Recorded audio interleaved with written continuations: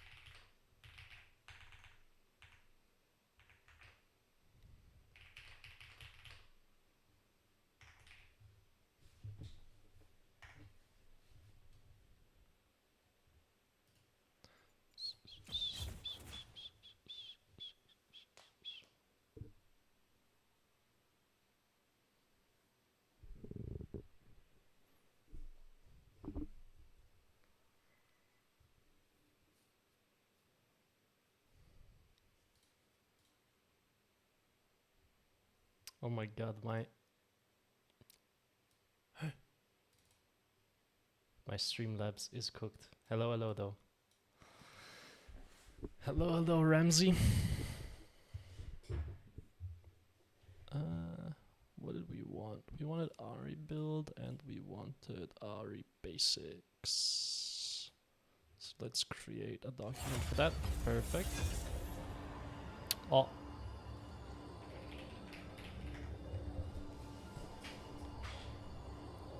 Gee, is this just unfathomably loud or is it just me? Let me turn this down a little bit. It felt incredibly, incredibly loud. My poor, poor ears.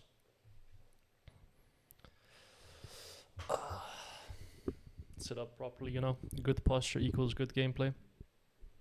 Is what I've heard. Dude, I played yesterday and I felt like I played so poorly. I'm a little bit concerned about that. Am I just washed now? Am I rusty? I have been playing a lot in low elo, so it would make sense. I don't think I've played in Master and above for like a month. Maybe a little bit less than a month. So I might just be rusty.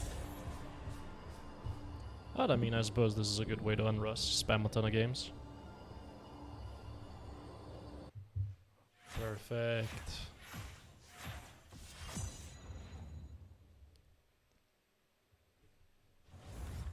Last pick isn't really necessary. I do want to test some builds as well. Sure. Give my top lane a last pick. Usually top laners can do a lot more with counter pick than you can in mid lane, especially if you're gonna play Ahri anyway. It's not like you have any terrible matchups. What are we banning?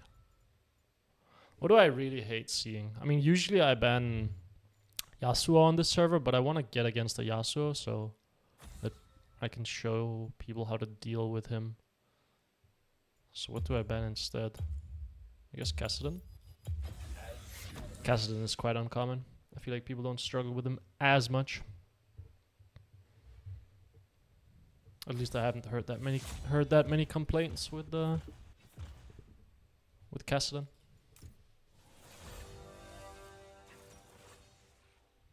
I want to look up one of the stats of this account.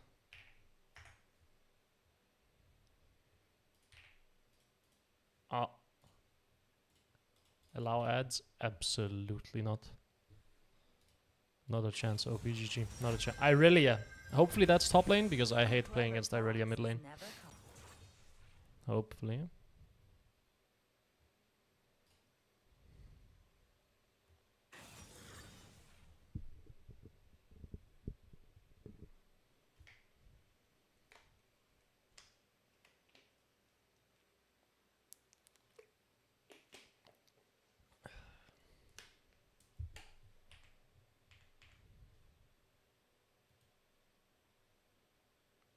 Hello, hello, Flatcat.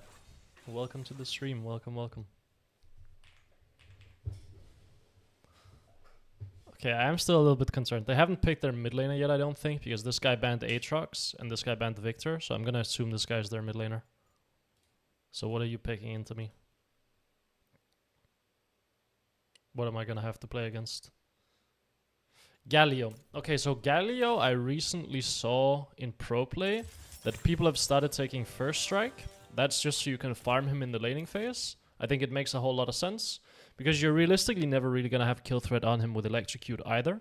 So you would take first strike. This enemy team composition looks like it's very dive heavy as well, so this is probably a Blackfire Torch Cosmic Drive sort of game. So electrocute is not really that necessary in those situations either, right? Like if I were not playing first strike, I would be playing Ahri this game. Okay, perfect. Let us head into the game. The thing about first strike is though, you kind of have to actually proc it to make use of it. So I might have to break some of my rules in the laning phase, which is that I never look for trades. Because first strike, the entire idea is slapping the enemy laner and getting a lot of gold and accelerating because they're melee, right? Like that's the entire idea. Turn on performance mode here just to make sure that I'm not gonna lag as much. Oh, that feels a bit smoother. Awesome.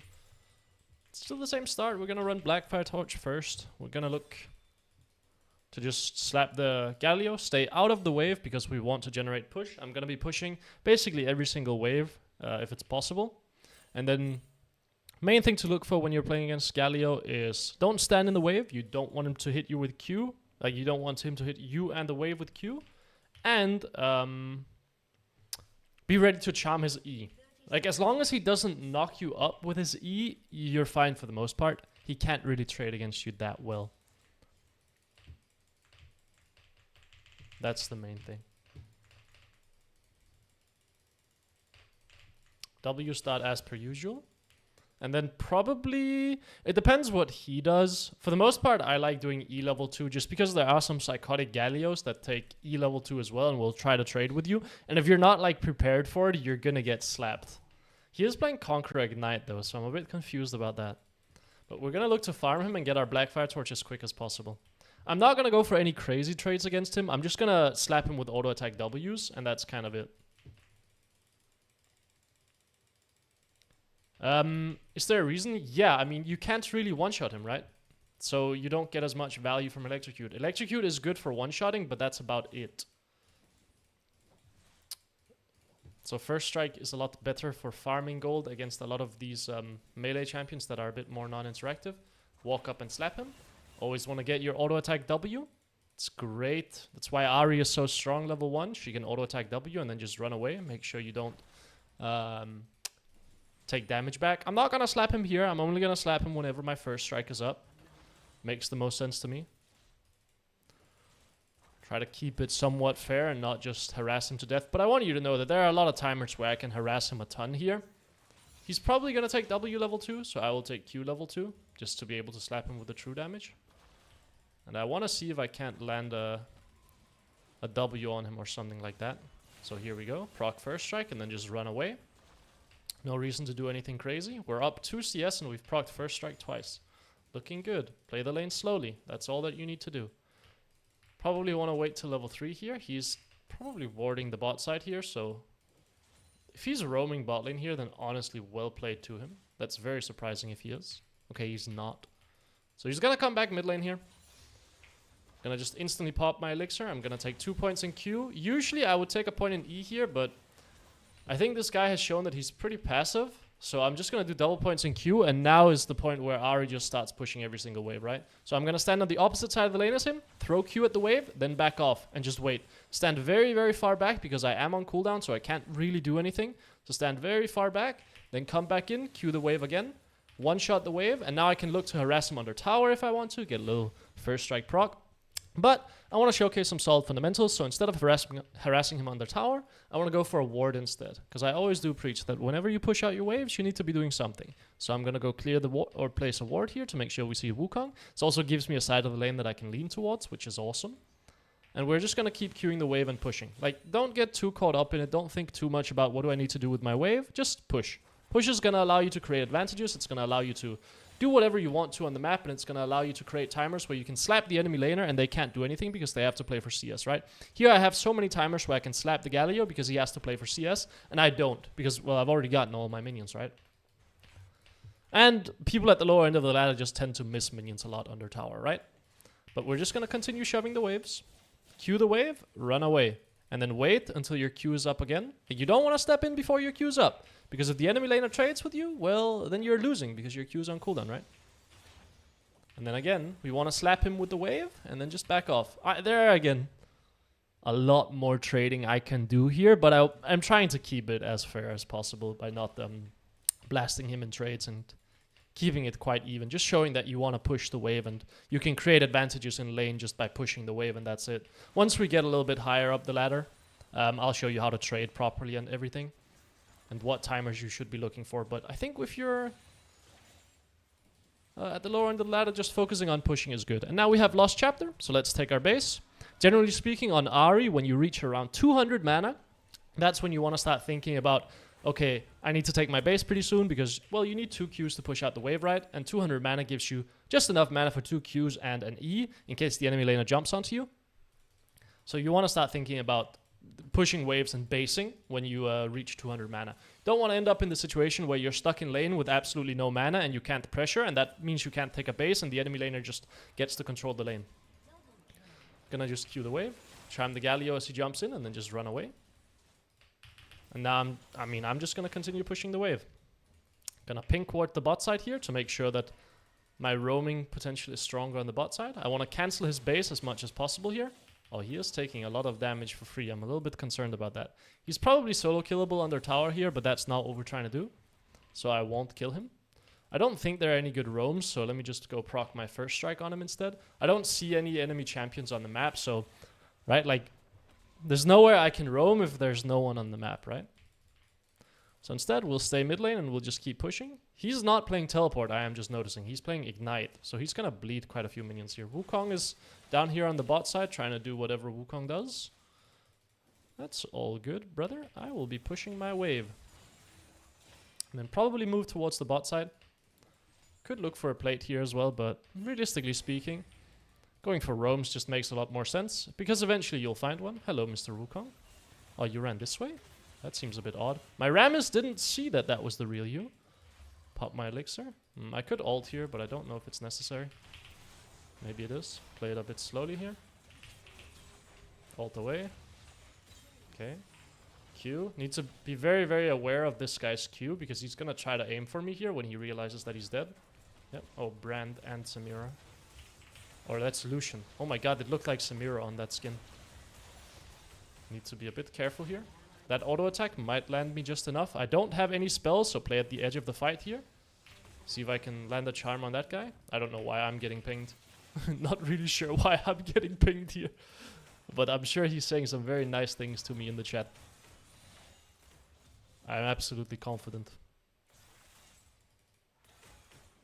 It's all good. We're gonna continue just catching waves here. Take my base now. And then we're gonna move into Blackfire Torch. Probably pick up this item. This should give me a breakpoint where my Q is gonna one-shot the caster minions. The reason my Q is one-shotting caster minions right now is because... Oh yeah, I can't... I have boots in my... I have magical footwear. The reason my Q is one-shotting caster minions right now is because I had the elixir pop that gives me additional AP. This guy is typing up a storm, and he is not moving out of base, so I am slightly concerned about that. But we'll just keep playing the game. Pick up a Dark Seal because we have extra gold left over. Whenever you have extra gold left over, you just generally speaking want to pick up a Dark Seal. Looks like my boy is fighting here. I don't have ult, so I don't really know if I can do anything. Nah, I'm just gonna go push out mid lane. That's all good. That fight is not great for us anyway. And I preach pushing out the wave first and not doing anything before that. I mean, what do you want me to do here? Could maybe kill the Wukong. But push wave before you do anything. That is the rule. Okay, he's bleeding minions. Wukong is not on Drake. I don't have ult up, but it's coming up soon, so we want to start thinking about a roam. Push out our wave. Top lane? No, top lane is impossible. Let's just go push out our wave and slap this Galio a bit under the tower then. Get my first strike proc, and then run down. Clear this pink ward, get some vision out. I don't think we can kill the Wukong here. I want to ward this bush to make sure the Galio is not chasing after me. Okay, so he's here. This bush is definitely warded then. Okay. Yeah. can charm you out of that. Wukong is down here though, so this is a bit concerning. Okay, well I know I don't die here, so wait for my spells. Maybe I can play this. Slap the Galio a bit, run away, get as much damage as possible. Now Galio is chunked and Wukong is chunked. Did my Kai'Sa just jump in?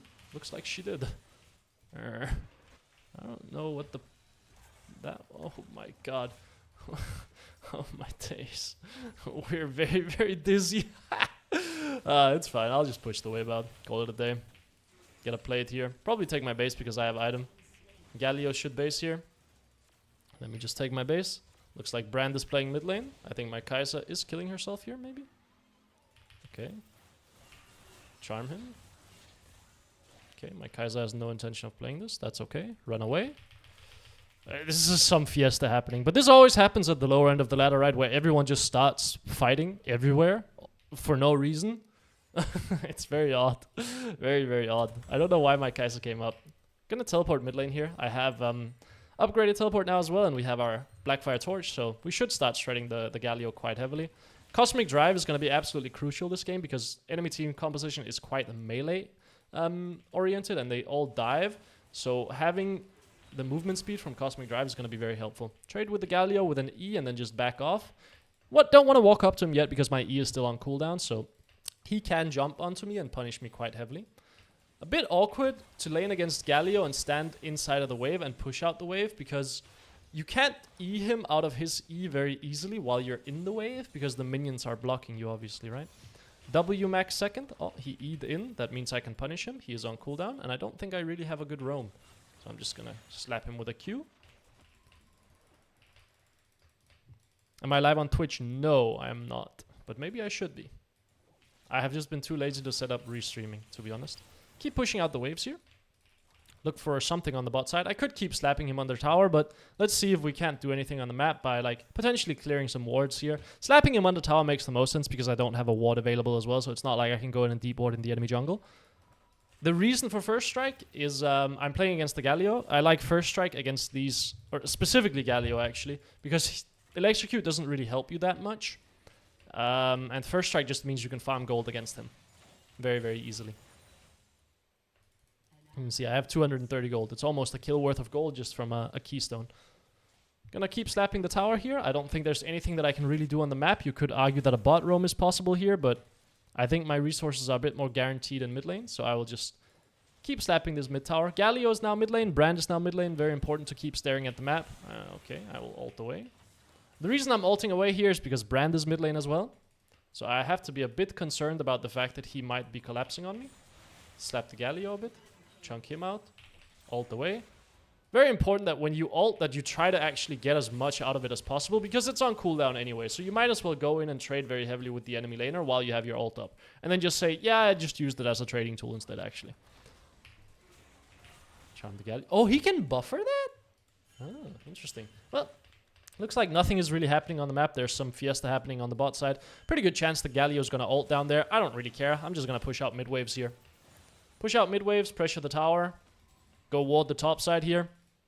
Just because there's nothing else that I can really do, and we already have enough vision on the bot side, so I don't see the value in me. I don't see the value in me running down there to place wards because we already have so much vision already. So I might as well just get it on the top side. And I want to just keep pushing out mid lane. Keep queuing the wave. Keep being ready for the Galio to E on top of me. And keep running away from him. Push out the wave. QW. Run away. Okay, we see Brand. I should probably take my base here. Mostly because all of my teammates are in base and I don't have my ult available. So it's not like my roaming prowess is very strong. Gonna pick up CDR boots here. This build is all about stacking cooldown reduction, right? So CDR boots. Then move into Kindle Gem next. The reason for Kindle Gem. Just the health is very nice on... Okay, so Galio ult to top lane. That means he did not base, which is awesome. Means that he is gonna be stuck in lane for a lot longer now as well. Means that I can probably take the tower. What's the best build for this meta? Depends on the game. In a game like this, where a lot of people are melee and dive in, I really like Blackfire Torch and Cosmic Drive. Against squishier team compositions, I prefer Malignance. Okay, we can look to... Okay, I should have... I thought the Wukong would run that way. That's why I charmed like that. It was not a great charm. Well, that's okay. Yeah, you can try to play this if you want to. I'm just gonna slap the Galio a bit. Ah, he flashed. That's crazy. Irelia is slapping top tower. Galio didn't get to base now, so that means we can continue pressuring the mid lane tower here. And Galio might try to E on top of me, which is all good. I am mentally prepared for it. Okay, he one-shots the wave. That's just Galio things, I guess. In the meantime, let's go get a ward out, and then we can run back into mid lane and continue pushing. My top laner is losing, and Irelia is a bit scary. Actually, is she scary? We have Nautilus and Rammus. I don't think she's that scary, actually. Okay, we can keep pushing out mid lane. We can probably take the tower here, and then we need to think about if I need to run top lane to defend this, because my Cassante is dead. Okay, nope. Looks like Dragon is going to be contested, so I'll probably have to move down here and try to help my Rammus with that. Okay. Sure. You want to kill this guy, or what's up? Brand is here. Oh, you have to hook him, buddy. Otherwise, this is very losing. Oh, you went the complete wrong direction. I don't know why you are... Why are you targeting the Wukong when the Brand is down here on his own? You could just hook the Brand and he was dead. Like, I'm not gonna walk into a Wukong because I can die incredibly easily. Especially when I don't have my ult available. I feel like my Nautilus kind of griefed that entire situation. It looks like Cassante is just being Cassante. Is he gonna 1v3? You mean to tell me my Cassante, who is 2 and 5, 100 CS at 15 minutes, is 1v3ing? Yeah, that champ seems perfectly reasonable if you ask me, actually. I'm glad that nothing is being done about that champ. That's awesome. TP mid lane here just to make sure that I can defend the tower against Irelia. Make sure she doesn't take it. Probably gonna look to just continue pushing out. Push next wave as well. That's gonna force someone to come defend this tower. Irelia might be soloing Herald, but in all likelihood she's probably just running top lane and gonna continue to be annoying top side. But I don't have any reason to try to pressure this tier 2. I think someone is gonna come defend it. So instead, let me run towards top lane, predicting that my Kai'Sa is probably gonna base and then see if she can play mid lane. Are you soloing it? No, you're not. Okay, so I don't really like my Nautilus split pushing topside here. That means I can't run up here to get minions. So instead, I guess I will just run mid lane and continue pushing it out. But be very aware, I don't like this situation. I don't like that my Nautilus is split pushing. Like, I think this is just stupid for no reason. Keep pushing out mid lane. Oh, okay. Okay. I guess I will take his flash.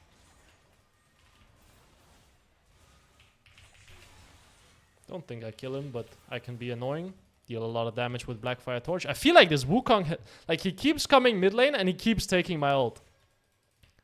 So I'm 1v2ing, which means that my teammates should have numbers, which means they should be winning somewhere on the map. And Irelia is top lane. So we have a 2v3 somewhere on the map. So that should be winning. I will take my base here after pushing out the wave. I have Cosmic Drive as well. Probably need to open Herald, I guess. Gonna pick up Sweeper now as well. What is next item? Probably Death Cap, I would imagine. Maybe Void Staff is not bad, because the enemy team is building a lot of... They are building Merc Treads, but I think Death Cap makes the most sense. Looks like we are fighting here. Wukong is no ult, so it should be a fine fight. I don't have my ult either here, though, so I'm a bit weak. But I'm just gonna run. Keep an eye out on where people are. Okay. Maybe I can peel my Kai'Sa. Okay, Galio should be dead here. Cassante is murdering everyone. Wait for my ult to come up, I guess. And then we look for the Brand. Ult. Yeah. Not even gonna charm, there's no need. Until he lines himself up. Gonna go push out mid lane here. I could go push out top lane and play for this top tier one. But again, my Nautilus has decided that he needs to be farming. So if I run top lane here, then I will not be getting any resources. So I don't like the idea of running up there. My Cassante is probably going to open bot. Yeah, I actually despise how my Nautilus is playing the game. He's making the game very, very miserable. For me. And for Kai'Sa. Because I'm just sitting mid lane now. And Kai'Sa is not getting resources. Like, Kai'Sa is not getting minions because Nautilus is taking top minions. Which means I'm now taking mid minions. Which means Kai'Sa has no minions. I will take my base here, I guess. Maybe pink ward, enemy jungle. Looks good to me. I want to get my pink ward out. I do have a lot of gold, though. Could maybe try to play the Irelia here. That's awkward. I don't think you're getting saved, buddy. Yeah, no, that's not happening. I could just take my base here. Cassante is farming wraiths. We're fighting in the enemy jungle, so we're not actually applying any pressure. That means that enemy team can kind of just do whatever they want without bleeding, which is a little bit miserable for us. What server is this? This is the Vietnamese server, which is... It's an experience. You saw yesterday's stream, you know that this is the server that I hate the absolute most. After playing on almost every single server, except for China and Japan, this is the server that I absolutely despise playing on. Chunk out the Irelia and then run away. Wait for her to do something and then try to chunk her out again. Don't really feel the need to ult. Surely she doesn't kill me. Yeah, I can just kite you. Perfect. Oh! Tower died, so the tower shot didn't go through. Try to bait the Wukong here. Oh, you ulted him into me. Okay, he dies. Nice. Are we getting anything on the map? No, we're losing the map? How are we losing the map? I'm kind of confused. Gonna take my base here because I'm quite low. This game is very miserable. Because everyone is just running around like headless chickens and chasing kills. That means that I have to open through mid lane. Okay, is my Kai'Sa opening through mid? Awesome, I'll open through bot. No? Okay, you want to open through bot? Okay, buddy, I'll open through mid lane then. Enemy team could be on Atakan, but I mean, I need to get minion. Dude, can you... Hey! Hey, you're playing support. You have half the CS of your AD carry. Can you stop it? For like 2 seconds, maybe?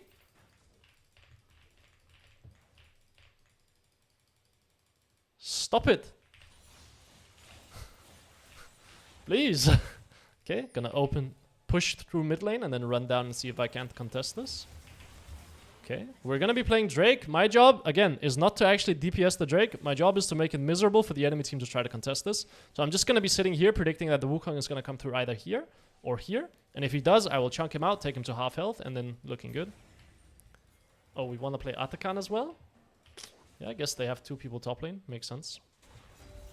I can also damage the Atakan here. Because now we see everyone on the map, so we know no one is coming bot lane to defend this. And then I think I can just run mid lane now. Because Atakan is guaranteed, so maybe I can defend this mid lane tower. You could argue that I could TP mid lane here to try to defend it. I am just a little bit worried that I can get dove. But I should have maybe ran a bit earlier. As soon as I saw Wukong mid lane, I think it would have made a lot of sense to just instantly go mid as well. Okay. The main problem I have with this is I'm showing the enemy team where I am. I think I can kill the Lucian if I just ult on him, to be honest. Ult, Q, charm, play it slow, wait for spells, Q again, ult. Oh, you have barrier, okay. That's all good. Wukong can come from up here, let's be aware. Yep, there he is. It's all good. He flashes on me. Lucian lost both of his summoners as well. Need to be aware that Wukong can come from here and jump over this wall. So let's run all the way down here, and then if he shows from here, I can charm him, and if he shows from here, I can charm him. Take my base. Buy death cap. Probably instantly teleport to this fight. Oh, you need to move down. Oh, am I gonna get left to dry here? Hopefully not. One shot the Irelia here. I have death cap. I should be unfathomably strong, and we have Rammus. Should be able to see Seer's death. Grab the wave. Brother, you just need to take your base, buddy.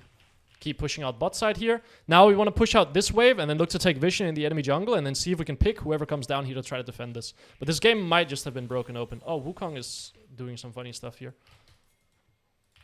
And so is Galio. What in the world? I mean, we can play this for sure.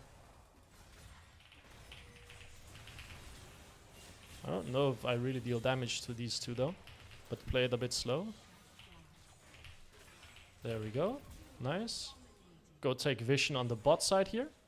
Push this out. My Cassante is getting caught, but I don't think it matters. I think push out the next wave. I don't have ult, so it's not like I'm super useful in these fights. So what I'd much rather do is just drag someone down here from the enemy team. And I'm dragging down the Lucian here, which is awesome because I don't have my ult, right? So it's not like I'm going to be very useful in a fight, but the Lucian can actually be useful. I guess he's 1 and 7, so...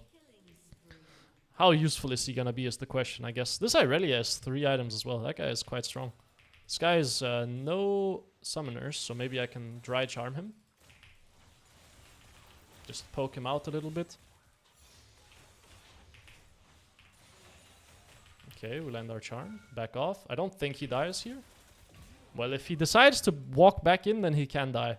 So my main concern here is enemy team can send the Galio and Wukong to the bot side, and we're not really applying any pressure because Irelia is 1v3ing my boys. So we need to start thinking about the fact that there can be multiple people down here, which should be a win for my team because it means we have pressure. But my intention here is just, I'm seeing 3 people mid lane, so I can slap this bot lane tower. The only one that can be here is Brand. And if Brand is here, I think I can one-shot him, although he is playing this defensive supportive item, so maybe not. But I will take this tower, that's awesome, and then I will just run away. My teammates are all dying, so that's not very good. So you mean to tell me you lost? Is Wukong coming down here, or why am I getting chased? Okay, take our base here. We're probably going to be running Void Stick. Oh, I need just a little bit more gold, but not quite.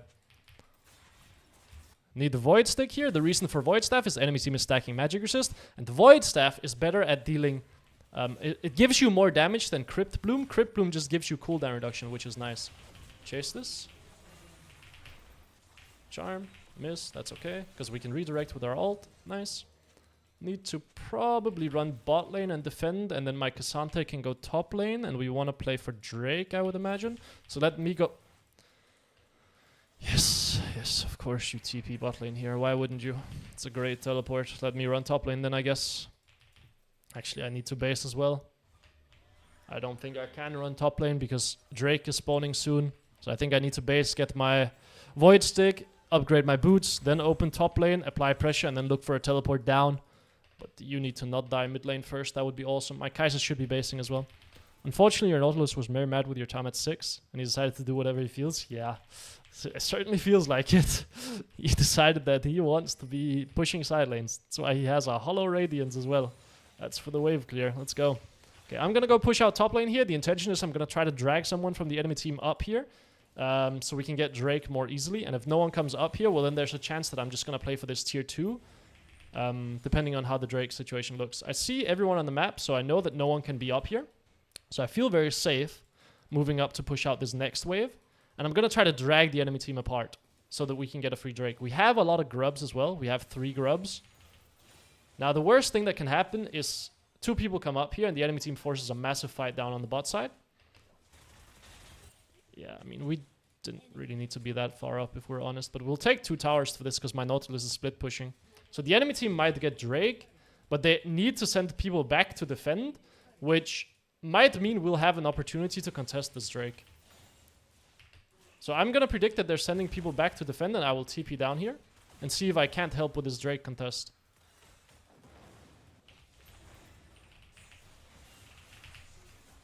Charm was not great, but that should be okay. He dies anyway. I have enough cooldown reduction to make it happen. I think I need to help my Nautilus up here. Slap the Brand a bit. He dies. Nice. Clear the wards here. Run down and see if I can't continue defending this. Okay, we get the Drake. Can I help my Nautilus? He should be okay, maybe. Clear this ward. Thank you. I appreciate that. Magi's next. I might actually just straight up... Oh, I moved into that. That's okay. I can kite. Oh, you missed your W. I die for your sins. I die for your sins because you missed your W, man. She dies as well, so it's okay. Right? Yeah, okay. Hourglass is not bad this game. I don't think Magi's... Like, the movement speed is obviously nice, but I think getting just a full item is worth a lot more. Liandry seems great this game because the enemy team does have a ton of health stacking.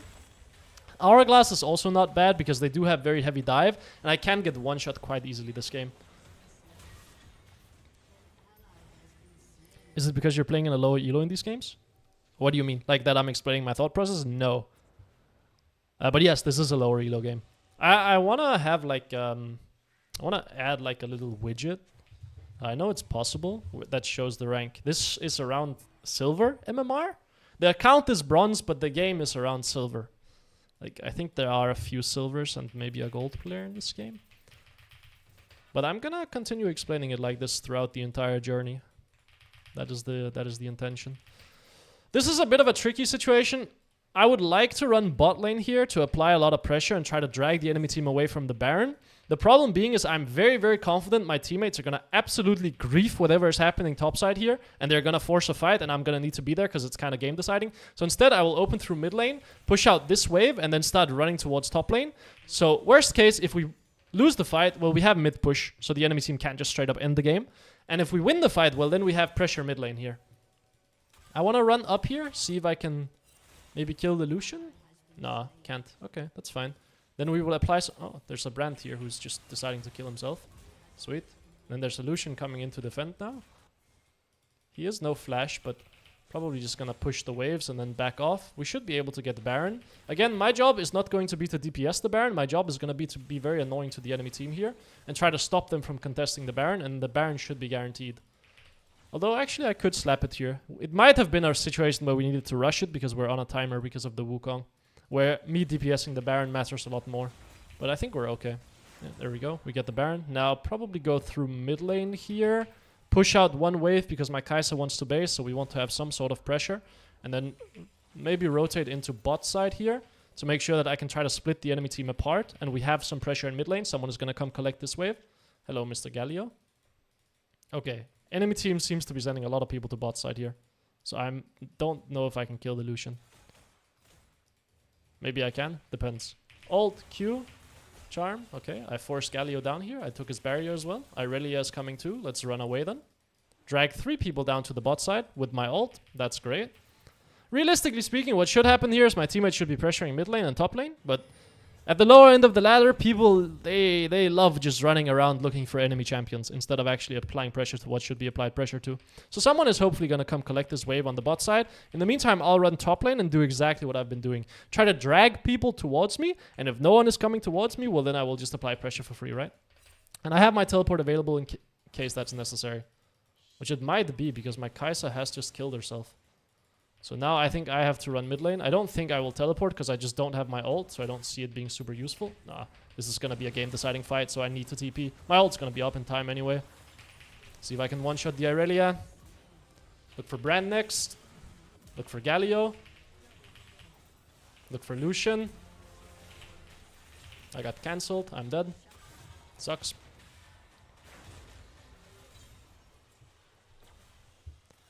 Is he killing himself on Thornmail? Yes. This is a situation where Hourglass would have been super nice, right? Hourglass would have been awesome in that fight. Because as soon as Wukong goes on me and ults, instantly Hourglass. And I don't know how useful Liandry's is. But, I mean, Blackfire Torch has done me well this game. That's for sure. And so has First Strike. 1500 damage is not nothing, and it's 900 gold. That's 3 kills worth of gold from First Strike. I think that's pretty significant. Okay, so this shows my damage. Oh, that's a cool death recap. Shows the amount of gold you get as well. That's cool. Okay, we can probably play Drake, so we want to ideally open through mid lane. I would love to not be the one who shows myself on the mid wave here. Generally speaking, when you're playing Ahri, you don't want to be the one that shows all the time because your champion is not very scary when the enemy team has vision of you, right? So the idea here is going to be, I would love to be the one who sits around the sides here and then looks for an angle on the enemy AD carry, for example, with a Charm Flash or an ult Charm Flash. So I'd love if my team would be the ones pushing mid lane, but again, at the lower end of the ladder, no one is looking at the waves, so I have to be the one to do it. Okay, there's fighting happening down here. I want to look for Lucian, ideally. Could look for Brand as well. This guy seems like he's kind of griefing, so he should die here. Nice. Now we want to think about where can Lucian be. Maybe we can find him here. Charm Flash. What a flash! Did he have vision? Wukong is behind us. Need to be a bit careful of this. Charm him. Run away. Nice, he dies. Can move up. Lucian is low health, so should be no threats here. Everything is just front to back now. There are no flanks. Okay, push out the wave here. This should be the end. My ult is up in 20 as well. So that should be the end.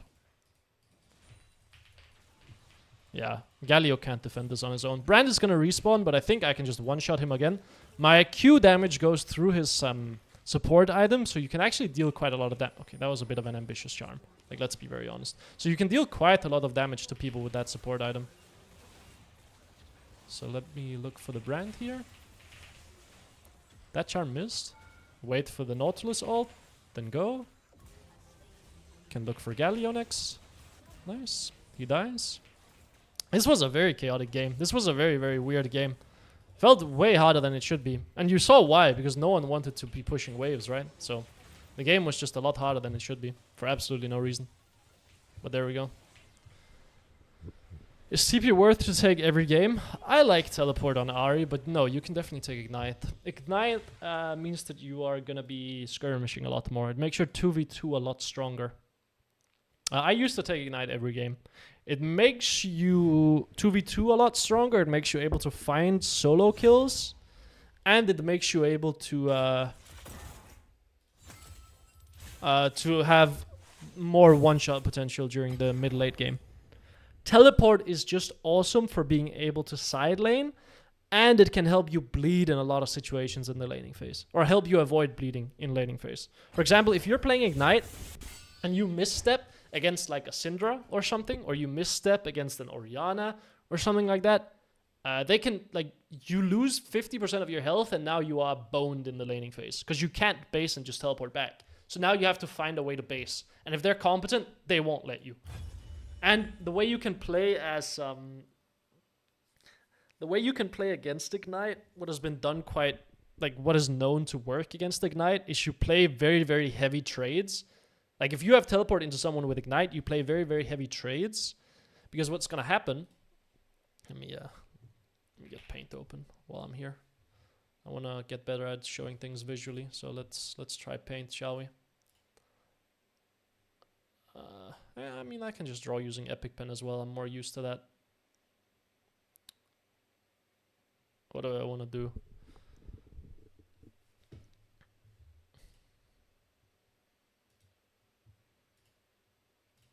I think let's see if I can draw on paint. People I watch do this, so surely it can't be that complicated, right? Okay, so you black screen it and then you do an eraser. Okay, that's cool, I guess. The idea being you both start at 100% health, right? So you're both full health. So if you're playing TP versus Ignite, oh my god, I can definitely draw, guys. I promise. I am an artist.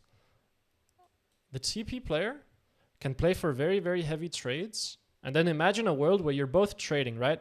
Ignite player can win the trades. That's all good. So imagine the Ignite player, he loses maybe 20% of his health. TP player loses 30. Okay, they go for another trade. TP player loses maybe another 30. And Ignite player loses another 20. Then the TP player can just base, TP back, and the Ignite player is now 60% health against 100% health. And you're stuck in lane now. Now you have to drop a wave to come back. So what people figured out is, well, if you're playing Ignite, what you should actually do is you should pop your Ignite in the laning phase to try to force the enemy laner to use his TP early before you end up in a situation. So you would do it like this. 20%. And then he loses 30%. And then here you would just 20% plus, or like 10% plus Ignite. And then you would take 30% of his health. And now he has to base because he has to be scared. So you can now just continue laning with like 70% health, which is usually enough to get you a base. So you end up trading Ignite for teleport, and Ignite is shorter cooldown. But yeah, just be very aware that you don't end up in these situations where you get stuck in the lane if you're playing Ignite instead of teleport. Like, that's the thing to be most wary of. People think Ignite means you're playing more aggressively in the lane. No, it actually means you need to play a bit more defensively and be like very conscious of your resources. What am I banning? What did I ban last game? Gassadin.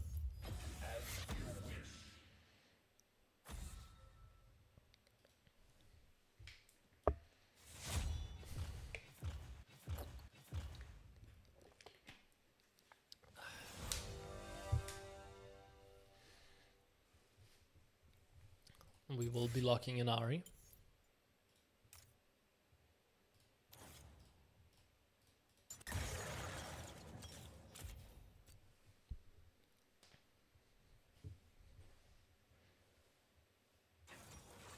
Wait, Flatcap, do you speak Vietnamese, or were you just taking a guess at Nautilus's mentality in the last game? Ryze is a tough matchup. Ryze is a very tough matchup. Mostly because he outpushes you and you don't win trades, and he's too tanky for you to try to like take trades against. Like, what I mean by that is when he pushes the wave, he's going to waste spells on the wave, and usually the way you deal with that as Ahri is you trade with the enemy laner to take their health, which means that now they can't push the next wave because they have to be scared of you killing them. This is how you deal with champions like Echo, and champions that just AFK push, or champions that value push very heavily. But Ryze is so tanky and runs Rod of Ages that you don't ever get enough threat on him for him to really be worried. I think this is, unironically, another Blackfire Torch game, so we will be playing Ahri.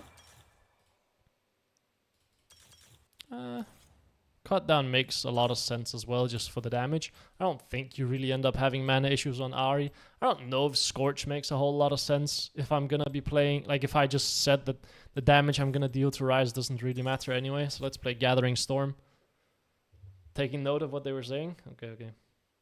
Oh, like you actually just wrote it down and then translated it, or what? Or did you just see what happened? Oh, okay, so we're getting into silver games now. Sweet. We're soon getting to a point where I can start explaining how to trade properly, which is going to be awesome. Ryze is not really a matchup where you can trade very well though, but I think I'm going to start explaining. We've reached a new elo bracket, so you should be focusing on other things than you did at the lower end of the ladder, right? Like in iron and in bronze, the main thing that you should be learning or should be thinking about is learn how to play for last hits, learn how to push waves without getting punished, and learn how to space in the lane to make sure you don't lose health when you're on cooldown, and then learn how to push waves quickly. And that's usually it. Usually you'll be fine if that's what you're learning in iron and bronze. That will take you to silver and gold for the most part. Now, once you reach silver and gold, there are new things you need to be learning for you to be able to climb. Because at this level, well, most people realize that pushing is good. So they're going to try to stop you from pushing. So now we need to figure out, okay, well, how can I consistently generate push? And the way to do that is usually by trading. What I mean by that is if the enemy laner tries to stop you from pushing, the only way you can get push is if you win trades against them so they're low enough health that they don't feel comfortable stepping up to push. So that's what I'm going to try to show here. And the way to do that is by knowing how to trade. Two main trade timers we're looking for. Enemy has to go for last hits, and enemy is on cooldown. Now, Ryze doesn't have very clear defined cooldowns in the sense that he can keep resetting his Q with his E, and he has very short cooldowns. So he's a little bit trickier to punish. Oh, never mind. It's just a remake. My entire spiel for naught. Whale. So it goes. Wait, we didn't remake! I thought the enemy team remaked. Okay, well, I guess I will be playing no flash, no teleport.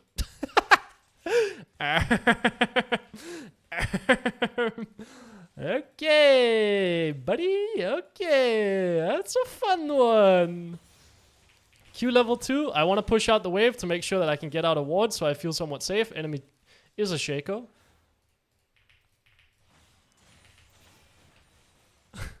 Enemy Shaco is on the bot side. He can look for a mid lane gank here, so we have to be a little bit careful. That's why you'll see me hovering very heavily towards the top side. Judging by how Ryze is moving, I'm assuming that Shaco is mid lane. Ryze moved up very obviously towards me there. Playing on the opposite side of the lane as him, and I'm not going to push the wave because if he starts running towards me, I have to run away. It's not like I can trade with him. Because I have to fear that Shaco's here. Now I have double points in Q, so I can push a little bit more easily. He's wasting spells on the wave, so I can slap him a little bit. Q the wave, make sure I get my push.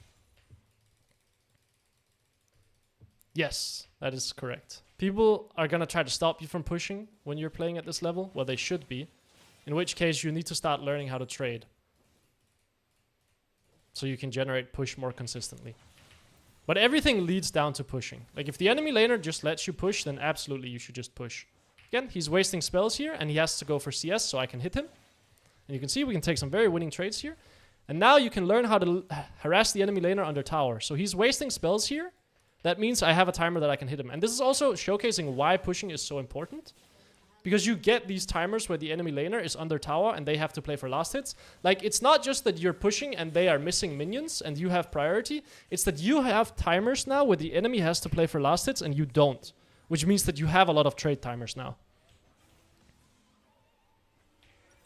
Oh my god, that is quite the loss streak. That is quite the loss streak. I think I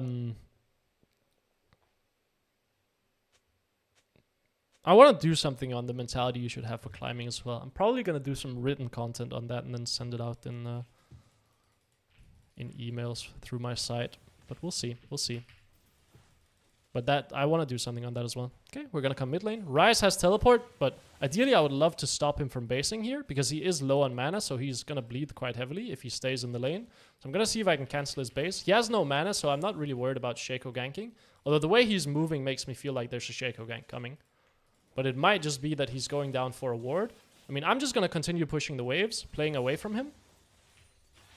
Because, well, if I push the waves, it's winning for me because that means he has to stay in lane and he's low on mana and he hasn't gotten to base yet.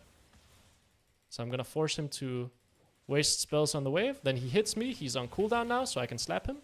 And he has to play for CS as well. Is there someone here? Okay, Shaco's here. Now, if I had flash, that would be a bit awesome here. Not sure about... Wait, both died? Ryze died to the wave. Yeah, actually, I didn't need flash. Not having flash was the reason I got those kills, because that made the Shaco run underneath the tower. Just gonna push out the wave and then take my base here. What were they doing, man? That is a classic. That is a classic. Well, let me take my base. We're gonna be playing Blackfire Torch this game as well. Gonna grab a pink ward here, not necessarily because I want to deny vision, but because I want to have permanent vision around mid lane, because I am worried about Shaco coming mid lane, because Ryze has incredible gank setup with EW. So he can EW me into a Shaco fear and I am dead. And there's no way I can react to it if they do it properly. So we need to be a bit worried about that. Grab the wave here. Pink ward on the bot side. Push my wave. We have a 14 CS advantage. That's great. Ryze is not level 6 yet either. Push the wave. This is going to force Ryze to use spells on the wave. And you'll see I'm positioning on the side of the lane here. In case he uses spells on the wave, then I'm going to walk up and I'm going to slap him. Because then he's on cooldown. But I'm also positioning on the side in case he decides to look for trades on me. So I'm just waiting. Looks like there's some shenaniganry happening in the jungle here. I think I can catch the Ryze over the wall here. Yep, he's dead. Again, this is the benefit of having push as well. Means the enemy laner don't know if you're actually committing to a roam, so that's also why you want to fog and move to the sides here, because the enemy laner can't know if you're actually going to commit to a roam. So if they run through here, there's a chance that you can be sitting here and they can die. So you can do a lot of cool tricks where you trap this bush and you fake going for a roam and then you try to catch the enemy laner. But I want to do like a lot of... I want to really showcase how to play Ahri. It's going to be in a basics video. Like the mentality and the tricks that you can use to push a lot more easily in the lane. And what I mean by that and what I want to show is like you're queuing the wave, then the enemy laner has to now choose, okay, how am I going to respond to that? Am I going to try to match your push? And you need to be standing at a spot that if they try to throw spells on the wave and match your push, you are in range to walk up and slap them because your spells will come up faster than theirs. And if they don't push the wave and hold their spells, you just sit back and you wait, and when your spells come up again, when your Q comes up again, then you walk in and immediately push the wave. And then you get push, and then you get these timers where the enemy has to play for last hits, and you have windows to harass them. For example, here. Push the wave. Now the Ryze has to play for last hits on their tower. That means I will get a window eventually where I can hit him with a spell. And I hit him with one Q, that's 300 of your health gone. And again, we're just going to keep instantly pushing the wave here. Because now we have reached our breakpoint on Ahri, so we can just one-shot the waves. And again, I'm going to keep playing aggressively and keep trying to slap him on their tower. And I'm going to find an angle where I can hit him with a spell when he has to go for these minions. So there we go. Okay, well, Shaco's mid lane, so I do need to run away. Hugging the bot side because that's where I have my wards. Top side is very unwarded for me, so that's why you don't see me going up there. I think there was a box here somewhere. Hopefully my minions can clear it. He's probably on grubs, so I'm going to push out mid lane and then actually run up and try to contest it. Because the Ryze is super low, so I know that he can't help. I mean, I'm coming. Oh, Are you okay? Is this playable? I don't know, but Ryze is losing a wave while this is happening. And I can stop him from coming mid. Okay, you want to play grubs? Okay, Shaco is going in as well. He is dead. I think opening with Charm there is a bit bad because the Ryze can flash it. I don't think he flashed earlier, so he could have had flash there. So I think I should open with Q, to be honest. Gonna keep pushing out mid lane here. Push out mid lane. He shouldn't have teleport. That means I can go for this plate, shove out the next wave, and then take my base. But yeah, if Ryze never gets tanky enough, then he's not scary, right? But he should be trying to stop me from just pushing this wave for free. And the reason the way he should be doing that is stepping up quite aggressively. And then slapping the wave as well. He should be doing what I'm doing, but he can just do it better. It's very troll to do grubs in my face. Yes, absolutely. It is very, very troll.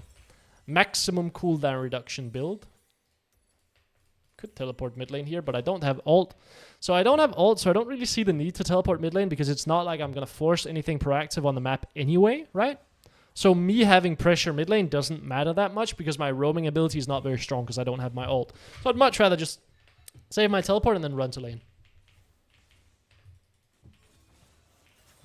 Grubs, eh? Yeah, but I don't have my ult, so isn't this a bit dodgy? Because the Ryze can do what I've been doing. He can chunk me out before I get to the grubs. I want vision in this bush. I want to see if we can contest this. I mean, I want to kill the clone first, just so that doesn't do anything weird to us. I want to play in the bush here. Pretty difficult for me to walk up. Throw all my spells, back off, wait for my rotation to come up again. And then maybe we can play this. Q, Charm, Ryze dies. Man, I have my ult coming up soon. But not quite. Let's just run mid lane, push out the wave, and then keep slapping the tower. But play around your cooldowns. Super, super important. Charm, WQ, stay at max range, kite it out. If the enemy runs towards you, you run away. If the enemy runs away, you kind of kite with them. And you want to stay on the edge of the fights and then wait until you have your spells up. But don't just commit when you have spells on cooldown. You want to stay at the edge. You don't want to take damage for free when your spells are on cooldown. Slap this mid lane tower. Ryze should be coming back here. We can probably take it, to be honest. If my boys want to help, we can get it. Oh, they're going to try to dive Ryze? I don't know if that's possible. That champion is quite tanky, fellas. Okay, respect. The minion blocked it. Yikes! It's okay. He dies anyway. I mean, the tower is guaranteed. You don't have to help, I promise you. But if you want some additional gold, that's all good with me. I'm just going to take my base here. I mean, enemy mid laner is 0 and 5.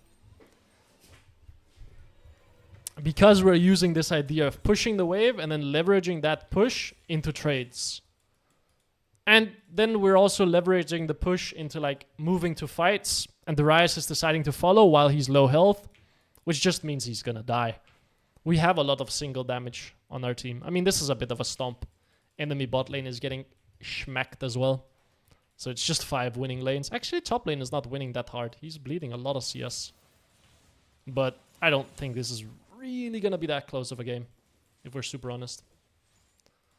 Maybe run bot side here, but I don't have ult, so I don't necessarily want to join a fight. So I just want to continue pushing out mid lane, I think. This is going to hopefully drag the Shaco towards the mid lane as well. So I'm going to push the waves, and then I'm going to back off, anticipating that the Shaco is going to be like, oh, Ahri is overextending, and now I can drag him towards mid lane, meaning my teammates have additional pressure. So hopefully I can drag 2 people here. I see Shaco bot side.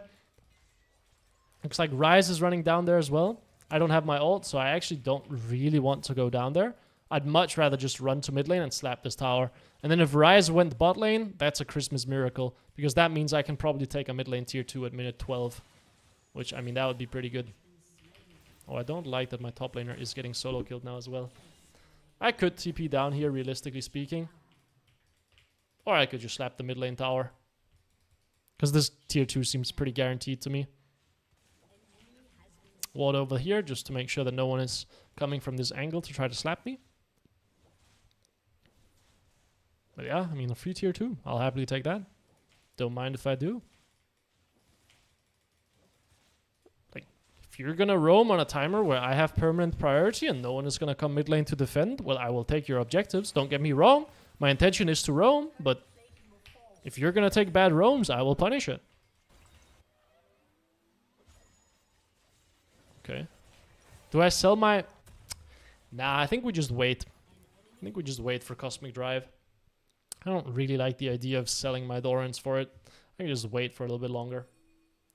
Cue the elevator music. Okay, so we have no one defending mid lane, but we also have no one defending top lane. And we're all running bot to fight. I think I want to go top, maybe. I think I go top lane to defend this, and then hopefully someone is going to go mid lane to apply pressure, and I can defend this tower against the Urgot. Probably also apply pressure against him, although Urgot is very annoying for Ahri to deal with, and this guy is also running Merc Treads. The way to play this is I need to slowly chunk him out, and then I can potentially look for an all-in on him. But I can't actually beat him in the all-in up front, so I need to see if I can land spells on him first. Oh, he buffers that as well. Well played to him. But I need to absolutely make sure that I'm not fighting him all-in, because he beats me. But he doesn't have his E available here. So chunk him out, run away. Then throw some spells on the wave. Looks like he is scared of me because I am quite fed. Then we want to run up and we want to see if we can chunk him out again with a full rotation. Again, run away. He's beating us in the all-in, so be very aware of that. We need to chunk him out. Damn, missed that Q. That would have been nice. We're somehow even in health, despite the fact that he didn't hit me once because I tanked 2 tower shots. Don't know where the Shaco is, so I have to be a bit careful here. Okay, we now see Shaco, so I feel pretty safe. Cue the wave. Run away from him because I am on cooldown. Cue the wave again. Run at him.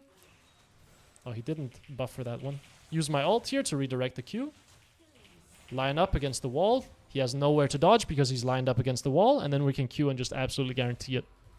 But you see what I mean? Like, you need a lot of rotations to kill bruisers. Ahri sucks at killing bruisers. She is terrible at killing them. Take my base here. No, Ryze is teleporting down, so I can safely take this tower. Looks like my Quinn has decided she wants to come help. It's awesome, I guess. Don't think I needed your help, but I appreciate it regardless. Gonna take my base. Oh, they FF'd. Yeah, I mean, that was a stomp. Even though I lost my flash at my teleport because I thought that it was an enemy remake.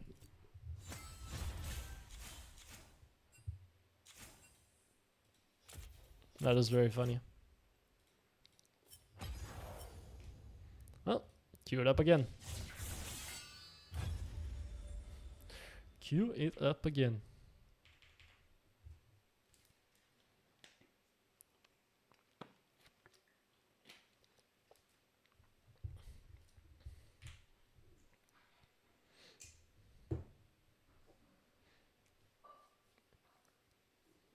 I think it's funny, if you look at the OPGG of this account, it's not like I'm MVPing every game. Look. It's a lot of just dragging the enemy team around, and then my teammates can kind of do the work, and I let my teammates carry in that way. But it's usually not me that gets MVP. Unless the game goes late. If the game goes late, then usually I'll end up getting it. Because then I can deal a lot of damage in fights. But usually the way you carry games is you just apply pressure and then let your teammates win off of that. Although I will say, the games where your teammates are griefing like this one, usually I'll end up getting MVP and I'll have to actually carry the game. But yeah, bronze, silver, gold. Silver, silver, bronze, silver. Yeah, we're at about silver, Elo. We're almost through silver, I think.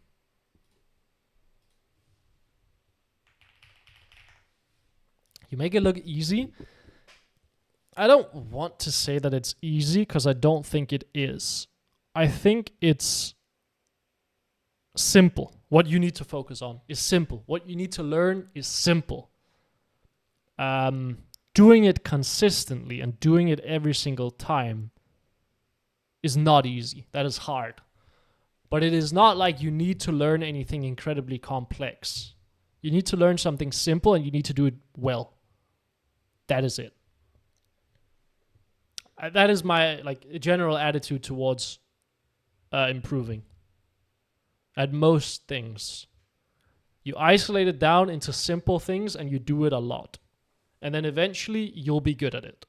And then once you put simple things together, all of a sudden they get complex and you get very, very good. Do you ever post videos about Ahri and High Diamond? I mean, I have one in Master Tier that I did recently. Do I have other ones? I wonder if I have coaching VODs of me coaching Excalibur. Sure. Let's have a look. I honestly don't remember. It is not something that I post a lot. No. Like anything above Emerald is very unlikely that I post it usually. But we can look. This was Plat. I don't remember this elo. I'd imagine low elo. Gold. And this is where I played every champion basically. Low elo, low elo. I think these are probably mostly low elo. I know I used to play them.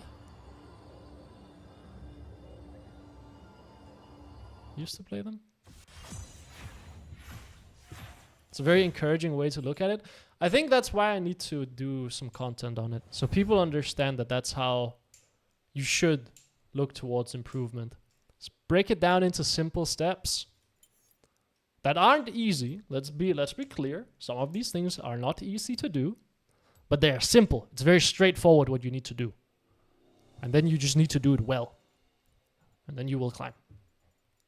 But no, I don't have a lot of content at higher MMRs on Ahri. No, I don't. High elo players would benefit from videos.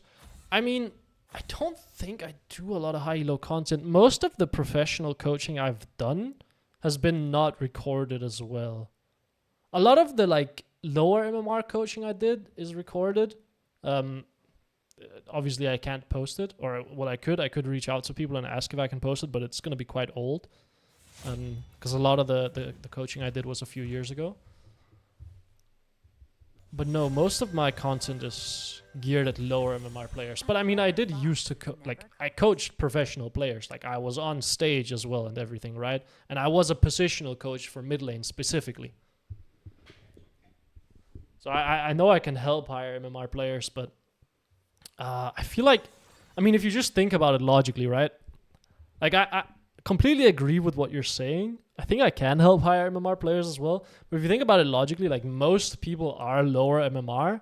So if I want to hit a wider audience, then, I mean, it just makes sense to do lower MMR content. Sprinkle in some higher MMR every once in a while, which is probably how I'm going to approach everything. But I mean, if I see that I have a ton of people that are higher MMR, I will just switch to doing content at the higher end of the ladder. Like if people want to see that, then I will do that instead, right?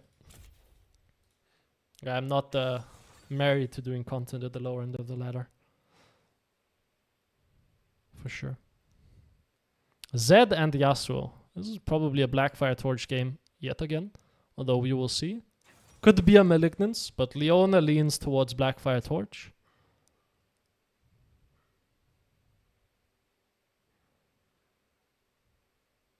Okay, maybe not Blackfire Torch, maybe Malignance. Depends what they pick last. Does it depend what they pick last? Against these three champions, Malignance is quite nice, because they're all quite squishy. And they're all kind of one-shottable. What's high elo right now? It's relative, right?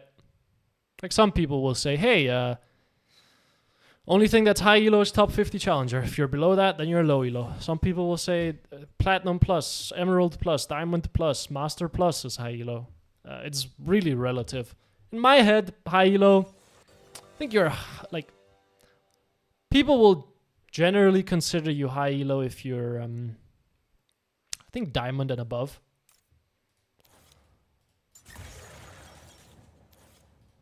Like in the league space. I would say that makes sense. Like casual players would be like, oh, okay, yeah, you're high elo then. You're probably high elo, yeah.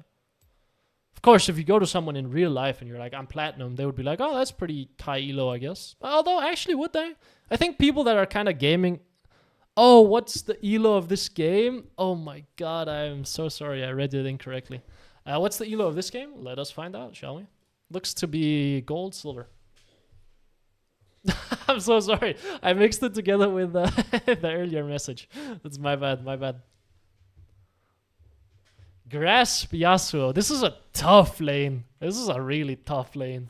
Grasp Yasuo is geared very heavily towards the laning phase.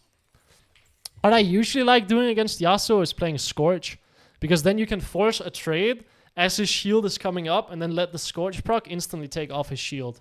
But we will not be doing that. If any of you remember, Deathfire Touch, that rune that gave you damage over time if you hit a spell on the enemy champion, kind of like a bleed, that was kind of the secret counter to Yasuo. Because you could trade with him just before his shield came up, and it would just instantly proc. And that damage over time lasted for quite a while. So it was very, very fun to do. Yeah, this matchup is tough.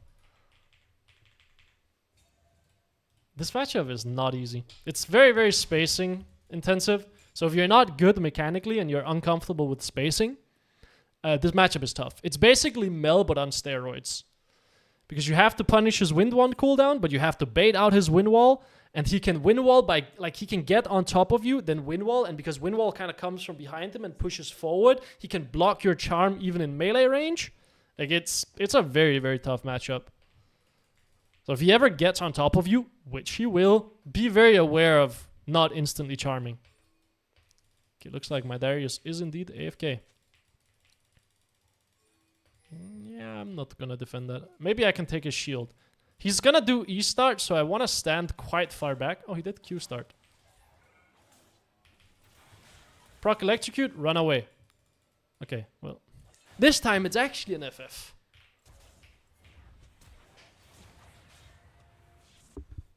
It's so funny. Hey, this time it was actually an FF, guys. Hey. I didn't get the baited into using both of my summoners at minute 2 and then having to lane without them.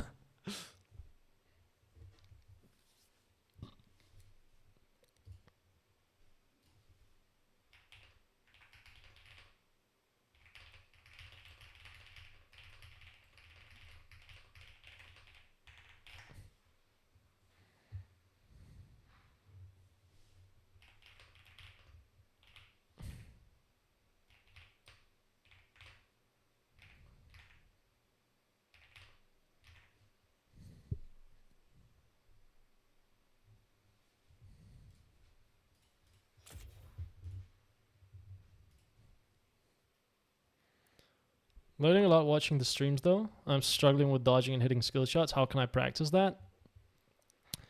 Well, you're talking to the CEO of missing every single spell. So how can you practice that? I think... Do you play Ahri?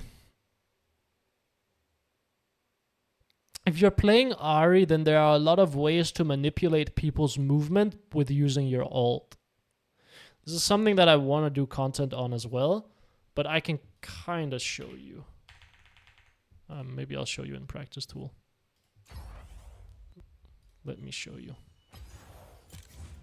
Jesus Christ, alternate training, that's where we want to go. Let me show you what I mean by you can manipulate people's movement. I don't think I need you there. Let's just lock in Ahri. A clever fox is never caught. What am I getting emails about?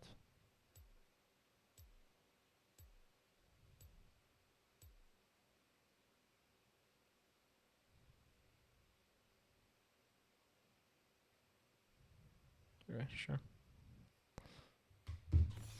Let me show you what I mean by you can manipulate people's movement with your ult. Give me some levels. So, if you are playing Ahri, first thing you need to know, lining, like if there's ever an opponent who is next to a wall, you want to get into a position where you can remove an entire angle that he can dodge from. So, if you are playing here, and the enemy champion is playing here, charming like this is very silly because he can dodge left to right. But if you ult here, so for example you're chasing him here, you will ult here, and then you can charm this direction, and he cannot dodge any directions. He can only dodge up, so you can kind of angle your charm this way, and then he's way, way, way more likely to dodge into it, and he cannot dodge backwards because there's a wall. So it removes an entire angle that he can dodge. This is a trick that you will use a lot when it comes to manipulating people's movement. So, if you are here on Ahri, and I ult up here, like, people are usually going to move away from you, and people are, generally speaking, going to move in the direction that they already... Like, they're just going to try to move away from you. So if I throw a charm here, in all likelihood, he will be dodging one of these two ways up, right? god, need to get rid of the minions, please. Cheers. So he has a lot of directions he can dodge here, but if I'm ulting here, he's in all likelihood gonna run away from me. So he's in all likelihood gonna dodge this direction, downwards. So I want to angle my charm a little bit down because that is the direction that he's running straight away from me. So I'll angle it a little bit down. Now in this situation, excuse me, realistically speaking, he would be dodging towards safety as well. That is what people also tend to do. They want to move towards safety. So say that you're coming from down here, and you are ulting this direction, he will in all likelihood move away from you towards his tower, so you should angle a little bit downwards. But generally speaking, like if you can ult on top of people, you're pretty golden. Like ult, charm. You want to get as close as possible with your charm before you use it. Because charming at max range is incredibly easy to dodge unless you remove an entire angle that they can dodge from. AKA if they're lined up against the wall. But people tend to dodge away from you. That is usually how it works. People tend to want to get to safety and tend to get to as far away from you as possible. People have a very large tendency of dodging backwards. Now, some players that are very good and incredibly cocky and confident in their mechanics will dodge forward. Fuck is all I can say to that. That is tough. Not a lot we can do then. Then we just have to hit our spells now. But you can also try to play mind games. Like,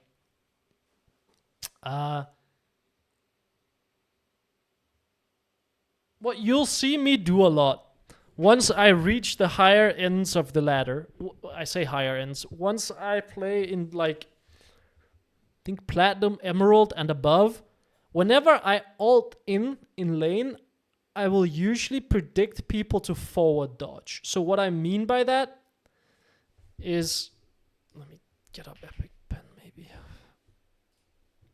try to illustrate this point a bit better. Where's my Epic Pen? Okay, sweet. So if I am here, well, maybe I can just show this on my home screen. If I am here, and enemy laner is here, if I charm, he can run away, right? He can just run out of range. But if I ult from here to here, now I'm here, so he has to pick a direction to dodge forwards or backwards. And I will usually lean towards predicting for a forward dodge the higher up I go the ladder, because usually people will forward dodge you. To try to punish you for going on cooldown. Because people are like, people know that you know that they have a tendency to dodge backwards. So they will try to counter that by dodging forwards. And now we're playing League of Legends.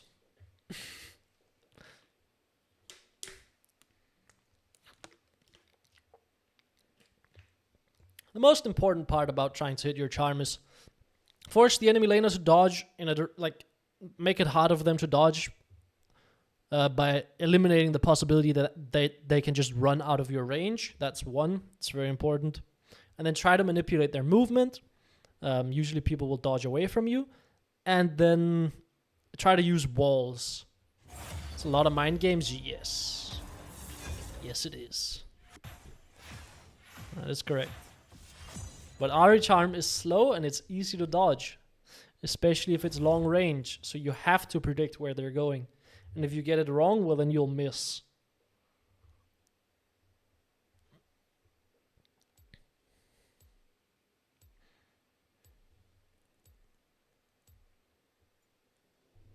What are we banning? We are banning Kassadin.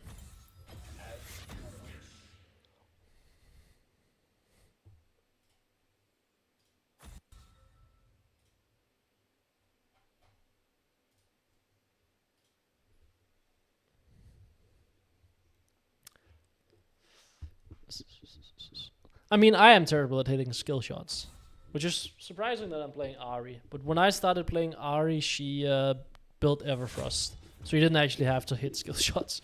You could just ult in Everfrost, and then if you didn't hit your like snaring part of the Everfrost, because Lord knows I missed that a lot, well then at least they were still slowed massively, so charm was easy to hit.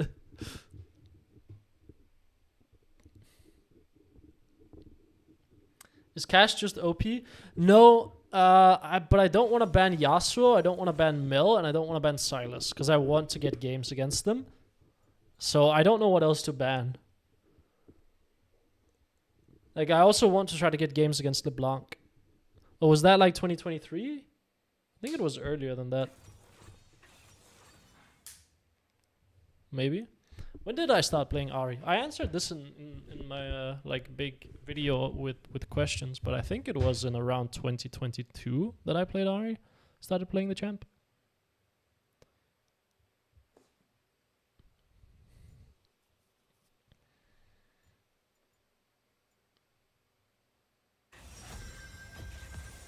A clever fox. This is gonna be a fun game. Ahri notoriously sucks at dealing with Yi, and she's also kind of bad at dealing with Yorick. So this is gonna be a fun game. If Yi Yorick get fed, I don't know if I can win this game. I do have two reset champions on my team as well, though. So I might actually go for a full one-shot Shadow Flame game. Malignant Shadow Flame. The reason being is if I find a one-shot on any of these champions and my Viego or my Jinx gets a reset, the fight should be won. So my goal should be to try to get them a reset. The way to do that is just by having maximum damage. My DPS doesn't matter. Okay, we have a LeBlanc matchup. Important that you go bone plating against this, because she goes for very, very heavy trades. Bone plating helps you kind of negate that. I remember there was someone yesterday talking about LeBlanc matchups, I think, so... Very excited to play this. Hopefully they're still here. Well, not still, but hopefully they're gonna watch this.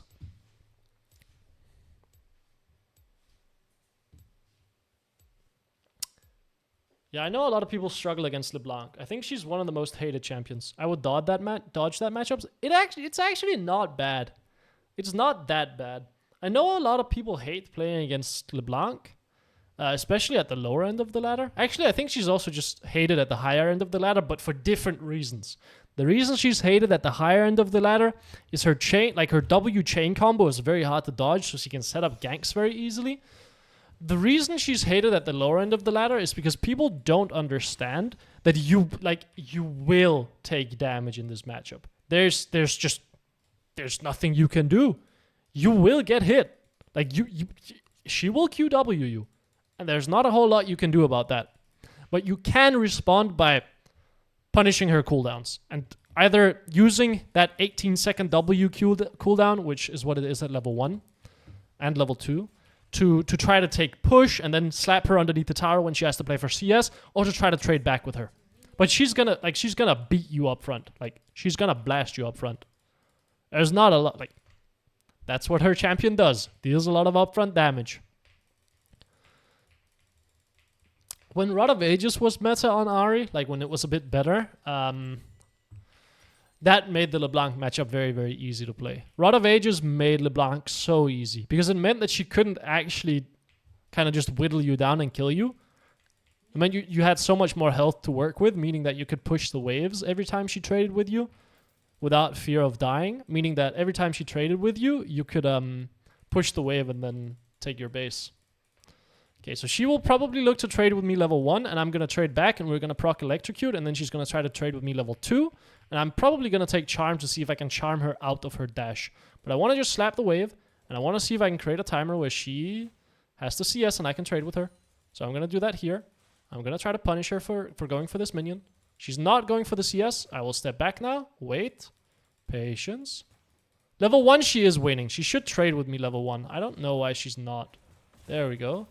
I responded a bit slow because I thought I was out of range, but this means I'm going to punish you. You do not get these minions.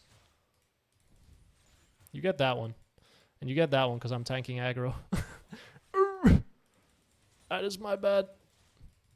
My W was bad. That meant that entire sequence was quite rough. Take E level 2. You can charm her out of her W, so you can bait her here.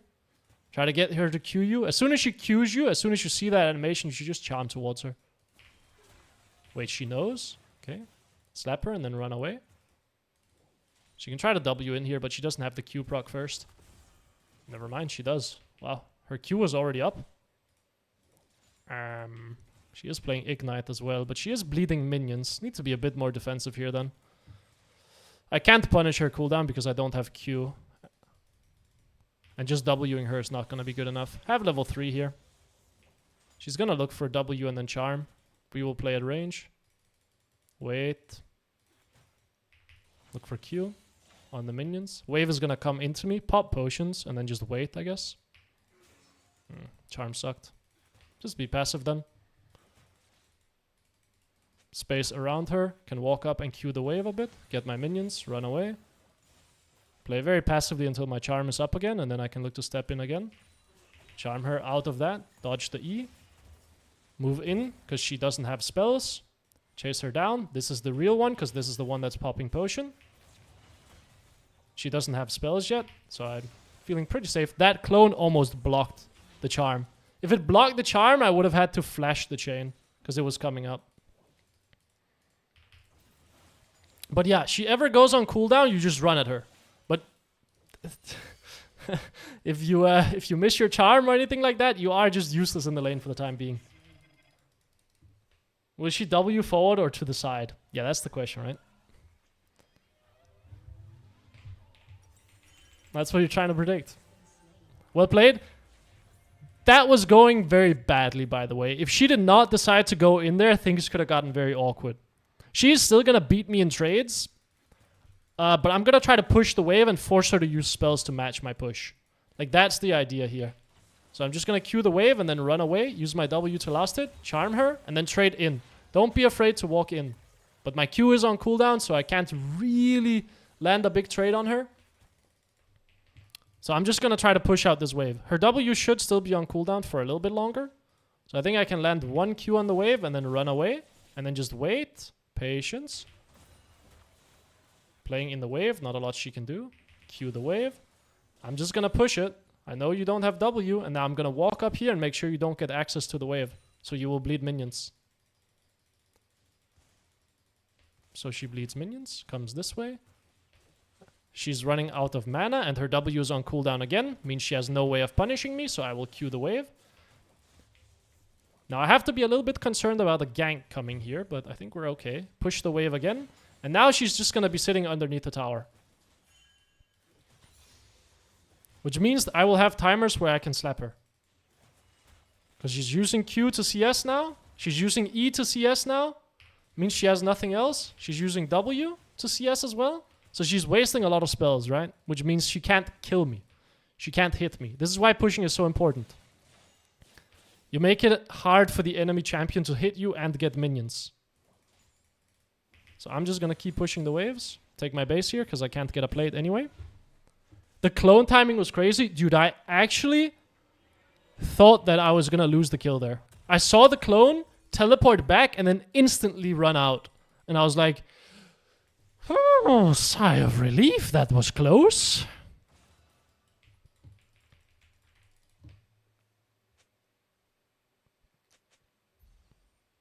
The old Liandry's build? The one with Rod of Ages? Is that what you're talking about? The Rod of Ages Liandry's Riftmaker? Uh-oh, we're fighting. But LeBlanc doesn't have level 6, but I do. I have to move to this fight, I think, because this is game deciding. Actually, I think my Viego is just dead regardless. Well, let's just go back to mid lane then. I kind of thought we had a massive fight going on there. Mid support. Yes, yes, brother. It's my fault. Sorry for basing. It's my bad. Charm in her direction. She wastes W. That means she has no way of trading with me. So it doesn't matter that she dodged my charm. Because now her W is on cooldown. So she's not scary. So I can walk up at her. Throw some spells at her. Charm again. Again, she can keep Wing onto me to poke me. But that's okay. Because then she's not very scary. So I can walk up very aggressively and slap her with spells. Yi is getting kills. That is a concern. But Yorick is not getting kills. That's nice. Again, she started resorting to W queuing me. That's a massive win if you're playing Ahri. If the enemy LeBlanc has to WQ you, that means she's never going to be a threat. So push out the wave. Go for a ward here. The enemy Masti has 3 kills. Very concerning. I hate seeing that champion. One of my most hated champions on Ahri, next to probably Dr. Mundo. Uh-oh. Well, I'm not going to try to do anything against that Nico. Yep, she will take my bone plating, but now her W is on cooldown, so I will push the wave for free. Like, I don't have to trade with her. She has to trade with me. And now what are you gonna do? You're gonna W the wave? Because then I will charm you again. And you will lose plates now. Okay, there's a Nico here. That was a terrible charm. Like, we can be very honest, but it's okay. Ult. I do not know if this is possible. Oh, you missed. Maybe it's okay. He dies. Charm. Can I kill her? I have 3 ult stacks. Should be dead. Don't know if flash was necessary. It wasn't. I could tank another tower shot. That could have been okay. And I got my plate as well. Nice. That should be the win here. Gonna go do Emax second because I want the highest amount of upfront damage so we can get resets. And E does give you a bit more damage than W. W max second is just better for the DPS, but I'm not playing for DPS this game. I'm playing for maximum one shot on the enemy who I open onto, right?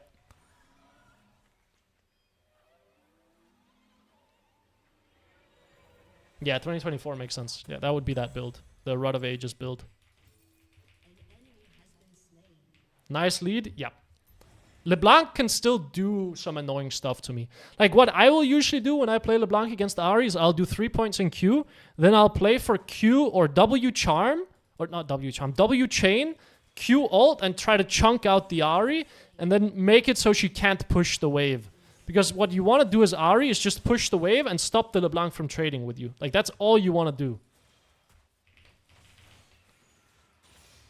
She still beats me in trades, by the way. If she hits every rotation. Okay, she misses charm, so I feel comfortable stepping up. I'm not going to try to force a trade on her. Just going to hit the wave. She's WQing me. That's all good with me. I'll just take the wave, buddy. And then I'll go leave the lane. And you can do whatever you want to do here. Gonna roam, see if I can save my Viego. I'm on my Shui. This Yorick is not paying attention. I think I will have to ult here, but that's okay. Slow chase him. Come back to mid lane. LeBlanc is still full health, but I have ult, so I feel comfortable stepping through here. I want to actually just ult on her and then use the fact that I already popped ult to try to land some damage on her. Looks like I'm just going to solo kill her instead. That was not the intention. But so it goes. Slap the plates here.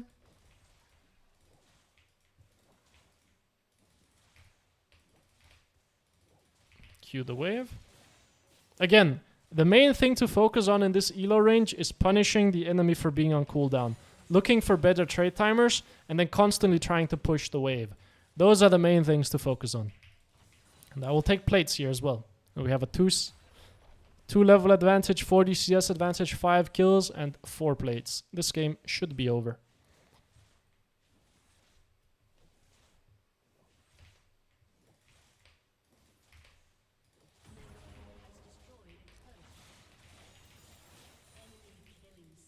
Ezreal is getting fed as well. Ezreal and Yi is scary.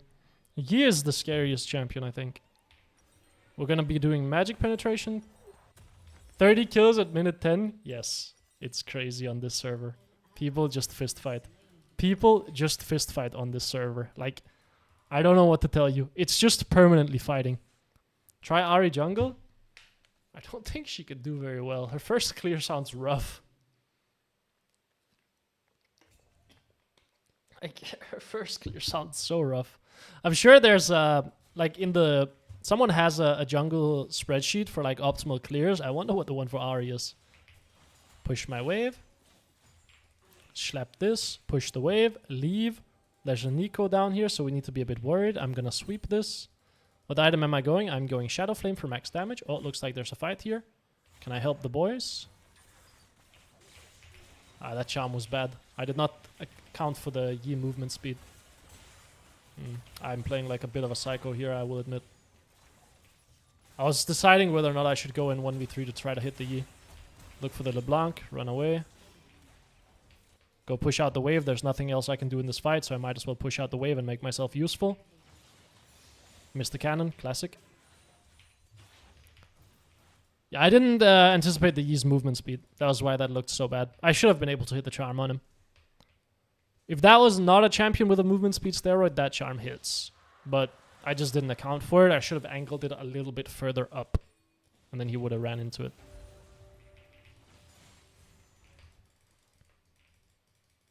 But you can see what I mean by like trying to manipulate their movement to dodge into it.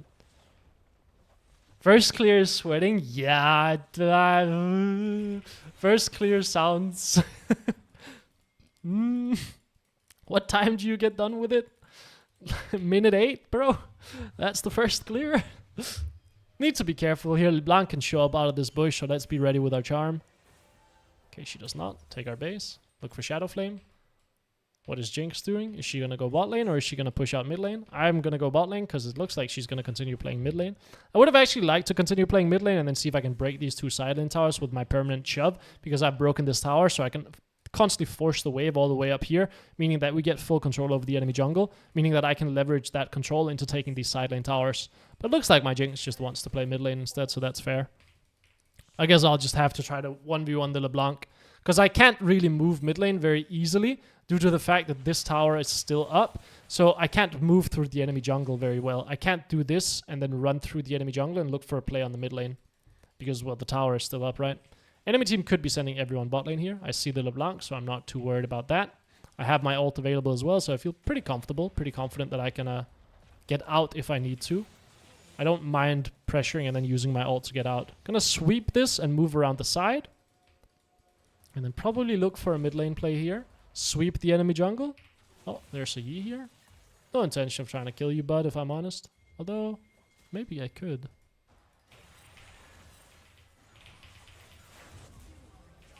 Play it slow, wait for spells, move down so I can more easily angle my Q. There we go, he is dead. Are we gonna play for this tower now? Looks like it. Do I need to base? Probably. Jace wants to pressure this on his own. There's a Nico. I could charm flash. I don't see the need. Take my base, get Shadow Flame. What server is this? This is the Vietnamese server, which I don't like playing on, but I'm living in Vietnam, so I feel like it makes sense. I have considered playing on Korea, and I honestly might do that for the next one. The problem is just you have 70 ping, which feels terrible. Gonna run top lane here, because my Camille was the one that was top lane previously, so I might as well go top lane now while my Jinx plays mid lane, and then apply some pressure up here, get into the side lane. My Jay should go bot lane. He did, but then he died. I don't have ult available, but I'm going to hold my charm until my Viego lands his stun. Yorick flashes, so not a lot we can do about that. You want to play the tower? Okay, we can, for sure. Oh, nice. Missed the charm, but that's okay. You can take this tower, right? Yeah, you one-shot that tower. Wait, you don't really deal damage. Oh, you are... Yeah, I'm very, very accelerated is what I'm realizing here. Okay, we're playing Herald. Let me pink ward this bush. And then see if I can move down around here. What you'll see is whenever I push out, I always move around the side of the lane to make sure the enemy team doesn't have vision on me, so I can potentially look for a pick over the wall here. Now, Yorick, like, it's Chemtech Soul map, so he just gets to have vision on me for free. But I'm still just going to push out the wave and then move down and around. Loop around here. Sweep the enemy jungle. Get rid of their wards. Make them a bit uncomfortable. Maybe go for a play in mid lane. Maybe trap the Yorick. Don't know yet. Looks like I can go for Yorick with my ult. I thought my Q would kill the minions. If my Q kills the minions there, my charm hits. I can get 1v1 here, I think, because of Maiden. His Maiden is very weak, actually. Maybe not. Yi is bot lane. Do I have to be worried? I don't think so. Kill his little minions. Ahri true damage, one-shots Yorick's pets. It's pretty awesome.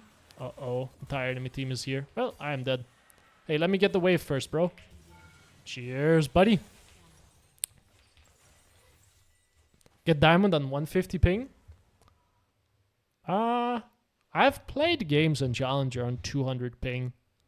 When I was in EU and my NA account needed me to play on it so it wouldn't decay. But I played support in those games. Because playing challenge mid lane on 150 ping with my champion pool feels miserable. I actually don't know what champions to play mid lane on that high of a ping. I tried playing Cho'Gath, but you can't like animation cancel Cho'Gath E very well, and you can't animation cancel his ult, so you can't pump your damage as quickly as possible, so you can't one-shot people, which made it feel a lot worse to play that champ. Because you would think, oh, Cho'Gath just pushes the waves and roams, and he's tanky, so it doesn't matter if you have high ping. Well, I would argue it kind of does.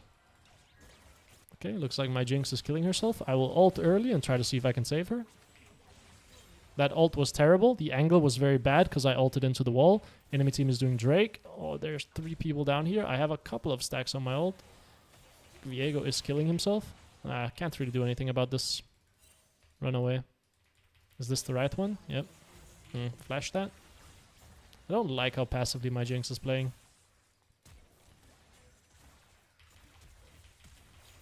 Wait, what did my Camille just do? Is she lagging? Maybe she's lagging. Maybe she's playing on 200 ping. What did she just do? What is Ezreal doing? Wait, what is going on? Okay, we can take the tower because Ezreal doesn't have E, so he's not a threat. What's going on? What is my champ pool? I mean, I can... Yeah, I'm doing Ahri only to diamond this time, but... Youched. He might have ult up. I don't really know what to do about that. There we go. LeBlanc is on the side as well, so I need to continue running because she can QW me or QR me and I die. She might continue looking for me here. Okay, I've kind of started fiestaing a bit. Let me focus back up again. Probably need to open bot lane here, apply pressure through the side lane. I could TP here as well and try to look for a mid fight. Doesn't seem terrible. My Jace has decided that he wants to go bot lane. We have no top pressure either. I don't think enemy team is realistically going to siege this tier 2, so I'm going to run bot lane, try to apply some pressure, and then move through the jungle to try to catch the enemy team when they go mid lane. Plus, I can kill the Nico in the 1v1. I don't really want to have to waste my ult on her though, but it might just be worthwhile. Sweep this. I don't like that we're fighting up here while I'm bot lane. She could be trapping the bush here. She is not. Okay, let's keep pushing the waves then. There she is. I just need like 1 rotation on her, I think, and then she dies. Why do you have this support item? That's terrible in Nico. Run towards mid lane here. Push the bot wave and then run mid. My teammates are killing themselves. That is not great, I will admit. Maybe I can catch the Ezreal here. Alt Q should do it. Follow him. Alt up so he has nowhere to dodge. Kill him. Take the mid wave. Run bot lane again. Keep applying pressure bot. Jace is going top lane. Jinx is going to open mid lane. I can keep playing bot side even though I don't have ult, and then I can drag the Nico bot lane.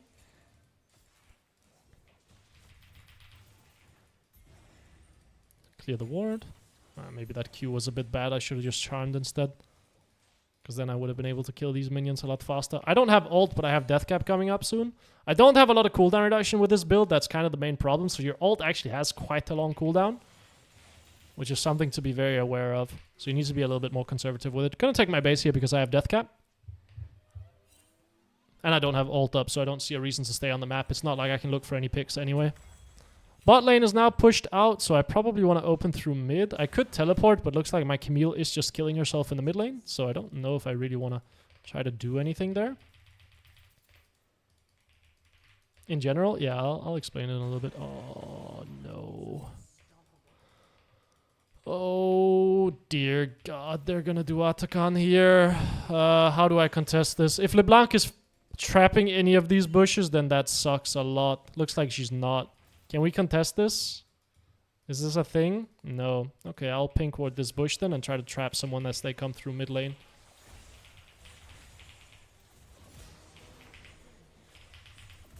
Okay, that works. Yi is here. I know he doesn't have ult. Not gonna ult in case he tries to chase me. I don't think I die here. Keep running. Space it. Okay, missed. That's okay. Take my base here. I could push out the wave here as well. I just don't know what his ult cooldown is. But this should give my teammates a ton of pressure. We should be able to take a lot of towers off of this. He might come bot lane to try to kill me here. So we need to be a little bit aware of that. He is very tanky. He has ult haste as well. Try to charm him. That is not good. Okay, charming Yi, not good. Yeah, he has a lot of ult haste because of experimental hexplate. I was talking, like, I was processing that information as I was like, oh dear, I have to run now. And then he just showed up. So I was a little bit late. That is a teleport and a hop. What in the damage is that? Well, 3-item Ahri. It doesn't matter. Like, 3-item Ahri, it doesn't matter how strong or weak you are, you will one-shot squishies. Like, you will one-shot any AD carry. This is even an Ezreal who builds health and had barrier, right? Like, you'll one-shot any AD carry with this amount of, with these 3 items. Like, you will just one-tap them. Not the best of ideas. Yeah, I thought I could push the wave out without the Yi having ult. But obviously he just had ult, which I didn't realize until I recognized the fact that he had hexplate. Gonna TP bot lane here because this is a massive fight and I can get a flank off. I think I can just catch the enemy LeBlanc here. Should be you. And then Ezreal, melee range charm, and then he can't get away, and then he dies and he gets one-tapped. Look for the Yorick next. He's gonna W. That's all good. Play with my ult. I actually don't know if I kill him. Ult, charm, Q, he dies. Very important to not react with your ult. You can wait with it until you have your charm up, then position yourself in a way where you can always hit that charm because it does do a ton of damage. This was not how I envisioned this game going. Okay, the Yi is topside, so I can continue pushing out bot lane. What is going to happen here is I'm going to push out bot lane. This is going to drag someone from the enemy team to come bot lane, which means that I'm going to have pressure down here. Counting minions, making sure there's not a Nico somewhere. This should hopefully drag the enemy Nico and the LeBlanc bot side. I'm going to sweep the jungle here and then try to see if I can catch someone as they face check.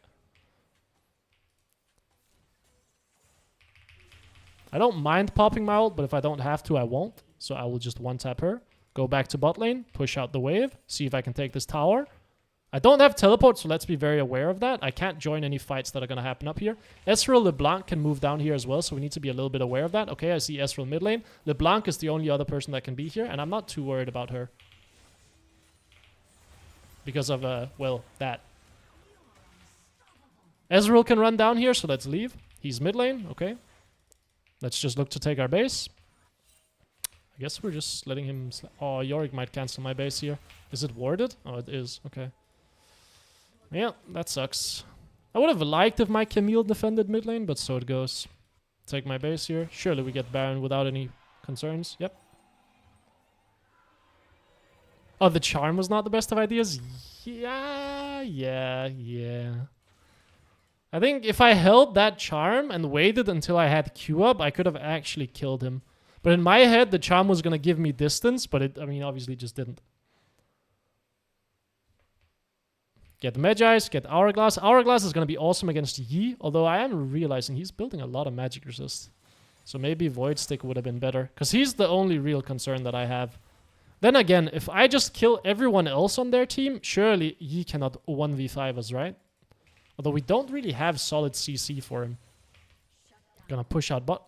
Did I just toggle champions only? Please say it ain't so. Or how did I not hit that minion? Was my mouse accuracy just that bad? No, okay. My mouse accuracy was just terrible, which I think is more concerning, to be honest. Enemy team can send a lot of people bot lane here, so let's be aware. We see basically everyone else in the game, so I can run towards mid lane here. I don't think I can actually kill the Yorick. He is quite tanky, but I can look for the Nico here, over the wall maybe. Sucks that I got her clone. Hourglass as well. Play it a bit slowly. Oh, I didn't get my Q off. She dies anyway. Run away. Yi can kill me quite easily. Oh yeah, Rylai's. Okay, buddy. He's gonna jump behind me. He did not jump behind me. I anticipated he would Q behind me. He just straight up didn't. Usually, Yis will try to Q behind you, is what I've noticed. He gets to the side where he pops out, by the way. That's why I was trying to predict him to go behind me. Wait for the CC to hit, then Q. But you see why Hourglass is so nice against the Yi. It just means that I get a little bit of time. I get to fire off all my spells, then Hourglass while he's without him just killing me. Because I can't kill him in one rotation. That's why I hate Yi so much. You can full combo him, and he will go to like 80% health, and then he will just murder you before your spells are up again. It feels very, very bad. And he can chase you down through your ult because of the amount of movement speed he has. I don't have Hourglass now, so let's be a little bit aware of that. I think I can just chase the LeBlanc, but she's probably running away. Let's sweep this, maybe take this plant.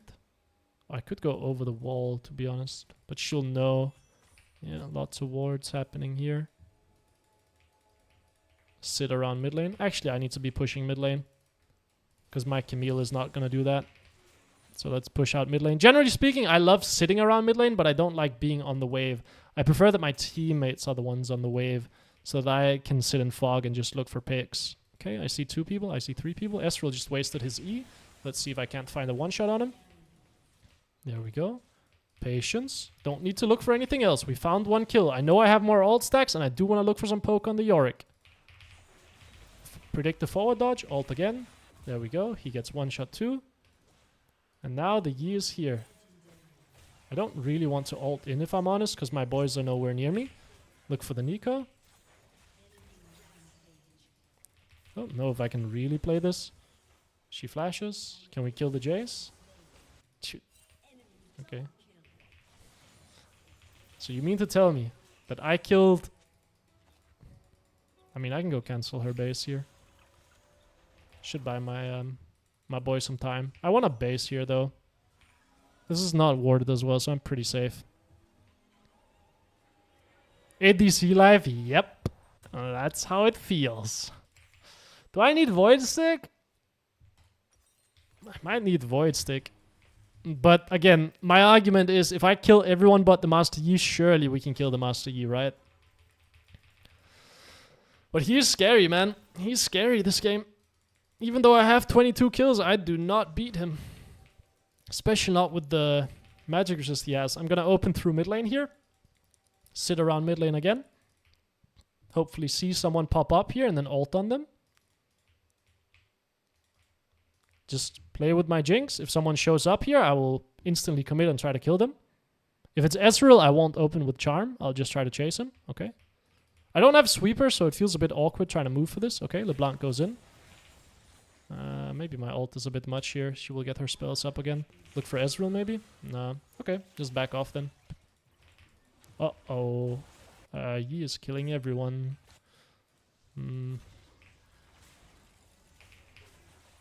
She W'd backwards. Oh, you ulted in, did you? I mean, I clipped her, but I don't have ult, so we need to be very careful here. Trying to play with my Jinx here. But I don't really have range, to be honest. I don't have ult to do anything. I have Hourglass up, though. Yi might be in base here. But this is very, very hard to play. Mostly because no ult. He flashes. That's great. Take Ezreal flash. Move around the side. I have ult coming up quite soon, so I can look to be an assassin now. Take this plant. Clear the ward. Probably go on the Ezreal here, maybe. Need to play for Yi. Yi is the more important target. Ezreal does not matter. Yi matters. And then now I can chase the Ezreal with my ult. Go over the wall here. Q. Q behind, or ult behind him to make sure that my redirect Q hits him and he just dies. I don't even need to hit the charm on him. Because I'm so strong. There we go. What a tough game. This is like, I hate playing against Master Yi. I hate it. And my support also decided to drop a 17 kill bomb or a death bomb. Which is also just awesome, I guess. Fun game, fun game, fun game.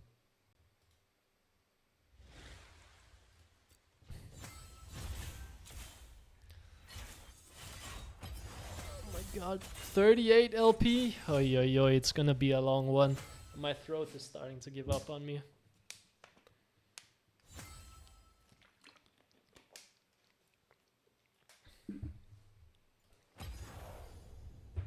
Probably only got a couple more hours in me.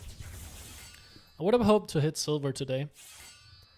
But if I'm only getting 38 LP, that might be a bit rough.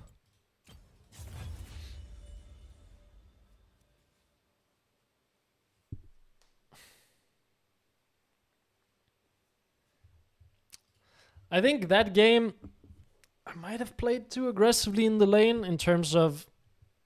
I think I stomped the lane too hard to really be very helpful for people. So I'll try to be a bit more cautious of that. I think I did the same thing in the Rise game. I think that's not good. Like, I'm not just trying to stomp my way through the Zelo. I'm trying to be somewhat informative in these games. I think I stomped him a little bit too hard. Oh yeah, what is my champion pool? Sorry. This season, it's been Orianna, mainly. A lot of Orianna. Wait, I mean, we can just look at the OPGG of the account that I played up here. op.gg. OPGG. There we go. It's been Orianna, Cho'Gath, LeBlanc, Kassadin, and then a bit of Ahri, but not that much Ahri.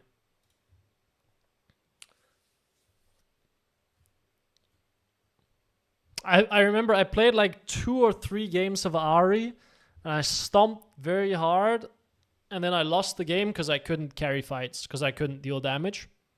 And then I was like, okay, I will just play champions that deal damage then. Because Ahri doesn't deal, like, she can't really 1v9 fights the traditional way. She 1v9s fights by enabling her teammates to play and by creating picks and then having advantages going into the fight. But straight up 5v5 team fighting, Ahri is not great at. And this server loves straight up 5v5 team fighting. So I figured, let me pick a champion that can stomp lane and be strong in fights. Which Orianna is probably the best champion I have that can do that. But that's also why I dropped LeBlanc on this server. Last time I climbed, I think my champion pool was mainly Ahri and... I mean, we can have a look again. What did I play last time I climbed? Ahri, Tristana, Cho'Gath, Gragas. Yeah.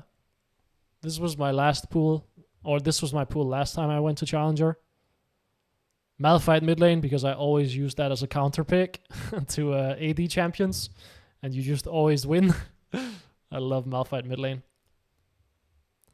Victor can carry late as well. Yeah, he can. Victor is just harder to play than Orianna. And I'm not as good as Victor. Victor has a easier laning phase as well. In the sense that you beat champions Orianna can't beat.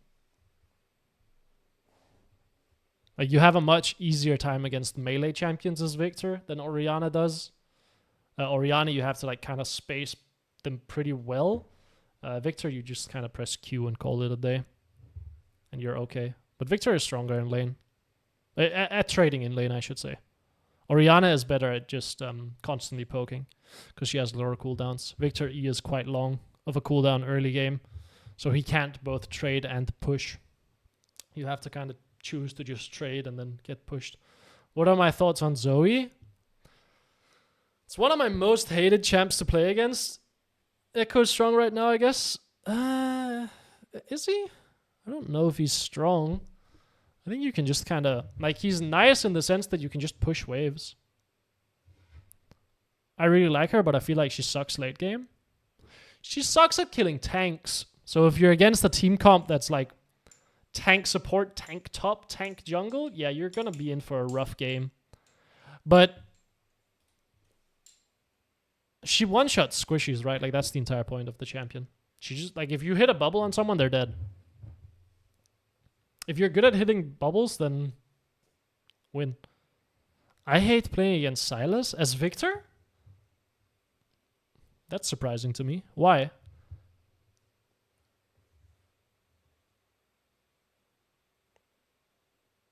I don't know why, but in tier list, it's S+. Echo is?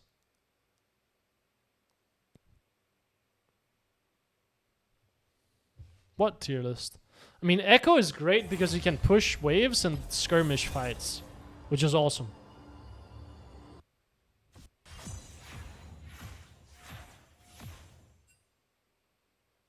Oh, in general? Yeah, Sylas is kind of a skill checker champion where if you ever mess up your wave, you kind of just die. I also dislike playing against him, to be clear. Because it's like, if you don't stay locked in and be very, very conscious of what your wave is going to do and how exactly you're going to prevent getting frozen on, You will die. Like, your wave will get frozen on, and Silas will trade with you, and then you will die. I usually use Lolalytics for checking. I wonder why he's performing so well. I mean, he pushes easily, so that might be why. Would you think Morgana mid? Do you think Lichbane would work with Morgana? No. Do you generally follow your enemies? No, I don't follow them when they roam. I usually will stay mid lane, push out the wave, and then slap their tower. Usually. If I don't have first move, I tend to not move. Especially if I don't have vision and I can see where the enemy laner is moving. Because they can just be trapping a bush, then I lose my entire health bar and I can't lane anymore. So what's going to happen is I will follow the roam and I'll be like, hey guys, then I'll walk into the bush, I'll lose half of my health bar, we're both going to run back to mid lane, and now I have half health, so I can't contest the push. So what do you think the enemy laner is going to do? He's going to push again and then go roam again. And now I can't follow him, because if I walk into that bush, I'm dead. So I tend to just cut that out. And if my teammates ping me, what can I do?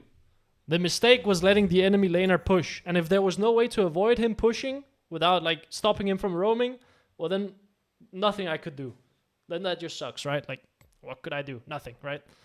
But I tend to stay in lane and push the wave and punish the enemy for roaming. Ban Kiasadin. Because he's not interesting to play against. No, the reason I don't like Lichbane on Morgana, and I don't think it's good, is you're mainly playing for binds, so you want to get as many rotations as possible. YouTube says you're playing Dota 2. Excuse me? Are we serious?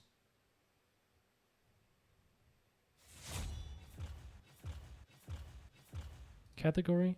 League of Legends, bro.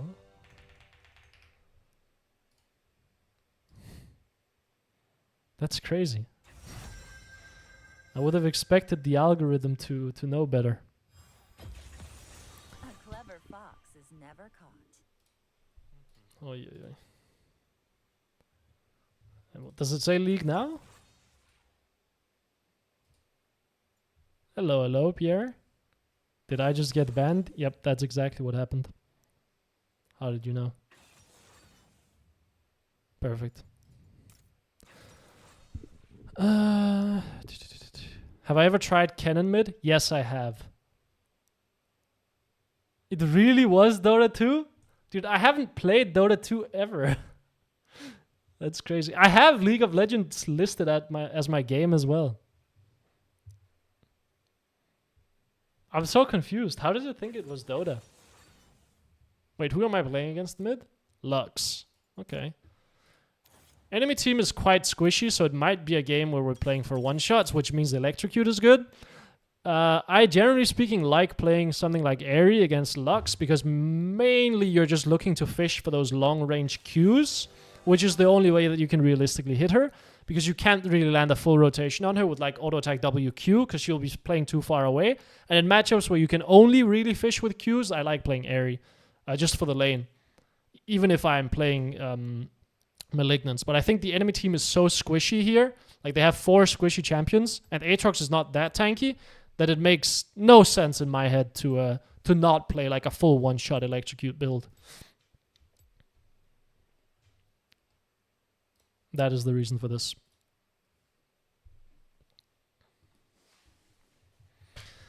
Okay, okay. Dude, I love the spread of elos this game. Bronze mid lane, and then a gold everywhere else. Or, yeah. Gold 4. Bronze 3 versus Bronze 2 in the mid lane. That means I can let the Lux get away with whatever she wants to get away with during the early stages. Main thing when you're playing against a champion like Lux, who is long range and very hard to deal with, is you want to stand outside of the wave to make sure that she does not get double value with her E. And then you want to try to punish her E cooldown. Her E is pretty impossible to dodge, so you are going to lose health. So the main thing to be aware of is whenever she uses her E, Oh, so okay. So the way this works is you stand outside of the wave. Then if she E's you, you step into the wave because now she can't Q you. Then you push the wave, and then you try to do something with the fact that you now have push. Because you're like, I'm gonna get hit by her E. There's no way to dodge it. Like, I will be hit by her E. I will probably be hit by Q alt as well. And it's gonna be a bit rough. But the main idea is you want to try to use the fact that she's gonna harass you to push. Because she's gonna use her spells on you. That's the idea. But this matchup is tough in lane. Like, it's very tough. The only way to beat her is by pushing.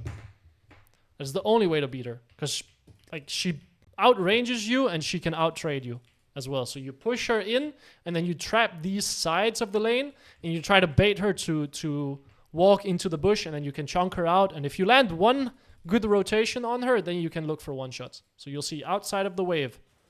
And if she E's me, that's all good. Then I will step in the wave, or I will look for a trade. We will have a timer here where I can look to punish her. We want to get all the minions first. Then we're going to step up. So she wasted her spell. Oh, and she spaced me? Yeah, I've been put in the dirt. I don't even know what to say. But that means I do get push, which means I'll hit level 2 first, which means I can punish her. So she uses her Q. I will walk at her, punish that cooldown. Well, she uses her E. She's trading into a wave, meaning that she's losing, right? But again, she wastes her E. I instantly run at her and try to trade with her. And I want to keep pushing the wave because she's continuing to look for E's on me. So if I can push the wave, well, then I can deny her CS under tower. I should have stepped into the wave. Excuse me. I will flash early because otherwise, like, I will lose my flash otherwise. I'll flash the E and just get out of there early. Yeah, I was not expecting a level 2 Graves gank, if I'm super honest. He might come again from top side. So now we need to youch. Yeah, I need to find a way to crash this. She is making a mistake by walking up here. She's walking up while on cooldown. I'm just going to punish you for that. She should have stepped back, and then I would have pushed out the wave, and then I would have looked for a ward, and probably base as well. But I will go look for a ward here. I know the Graves is on top side. Actually, will I ward? No, because I know he's top side. But he's going to clear his top side and then shift into bot lane. I will take my base. Grab boots and probably sapphire crystal and then TP back to lane. She really wanted the auto. Yeah, she really wanted to proc her electrocute, so she baited herself into just dying. Like, if she played that slower, the way that would have worked is I would have crashed the wave, and I would have just been no flash, but the wave would have bounced back into me, so I would have been sort of okay. But I would have been out of that very awkward spot. But that was about to get very, very awkward. With no flash, and the Graves in fog on the top side, and Lux has flash available, so she can flash Q me. That was gonna be very awkward. Push the wave, leave, go for a ward. Realistically speaking, I actually do want to escort the wave in to make sure Lux does not get to CS for free here. So let's make sure the wave crashes. Walk up here. I know Graves is topside. Baiting the Lux to come in. Hit her with a charm. Full rotation. Then run away. I don't have my spells, so I don't want to trade with her anymore. Holding my W there, just so I can movement speed away from her E. Graves is looking for mid lane. She wastes E on the wave, means that she doesn't have it available to trade. I want to keep pushing the wave. I dodged into that. Oh my god, I'm a criminal. Graves wants to play for Scuttle here, it looks like. I'm gonna step down. Try to bait the Lux, but looks like they have vision there, so let me just walk back to mid lane. Step outside of the wave. I don't want to get her, or I don't want to let her have double value. Standing in the melees is not as bad, because usually people will not use their wave clear spell on the melees. They will use it on the ranged minions. And then push the wave. She just wasted spells, so I will run at her. Punish that cooldown. Even if I get hit with spells, that's okay. I'm going to run at you and trade back. And then I will keep pushing the wave now.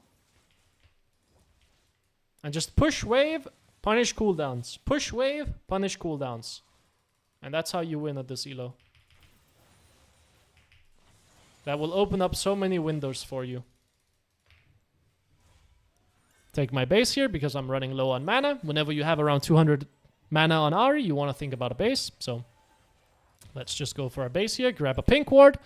Pink ward because I'm level 6 now, so I want to start looking for roams. And because it's going to give me vision around this Graves, who seems to constantly be playing around mid lane. So where do we want to roam?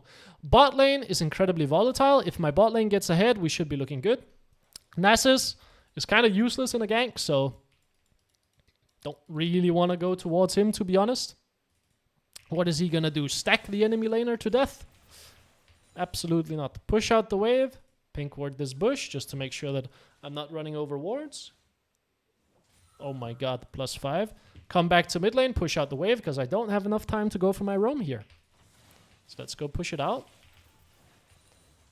Step back, wait for my Q to come up again. Then we can look to push out the or fully push out the wave.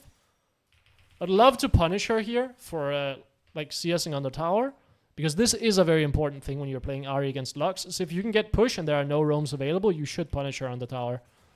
But I can also just go be annoying to the Graves here and take some of his minions. And then run away because the Lux is going to come from here for sure.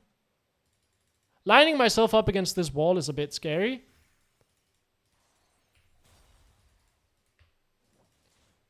I respect the confidence to think that that Q was going to hit. Honestly, respect. But max range Q on Lux, that never hits, bro. Let's be honest. Deny a couple of minions. Okay, she's wasting a lot of mana. Looks like there's a bot lane fight. But I don't have enough time to run bot lane. Looks like she's trying to predict, follow my roam.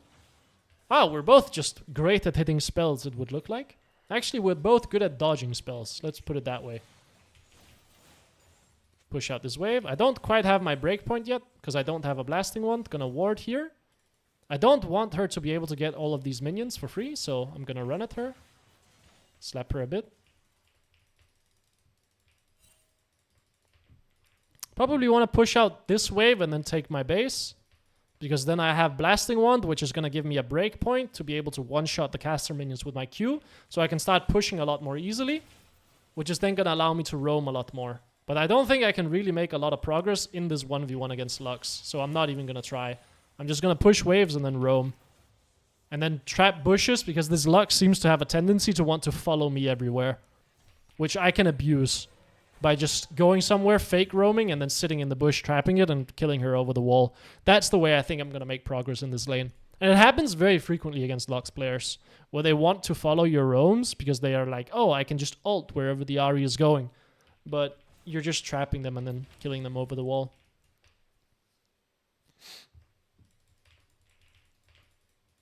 She TP'd back to the lane. Okay, that's fine, because I have my breakpoint, so I can one-shot the waves. We're playing for grubs here, so I'm going to trap this bush, and I'm going to try to slap the Lux as he comes here.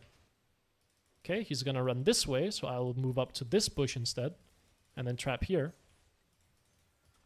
Look for the Graves, actually, because he's low enough level to one-shot. There we go. Aatrox is here. Okay, I need to get out then. It's okay to flash. Kite with spells, be patient. I think my Xin Zhao dies here. His ult was a bit bad. I don't think I die here. Sucks. But that should be top lane advantage, so it's all good. Just be patient here. Throw spells on the wave. She wants to play for an auto attack here. That's all good. I will slap you for that. I think if I got hit by that Q, I could die. Let me just pop my potion to be safe.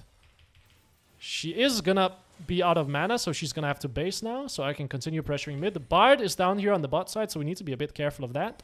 He's probably moving towards mid, so let me hover the top side quite heavily here to make sure I don't die to that. She has lost chapter, so she is getting her mana back.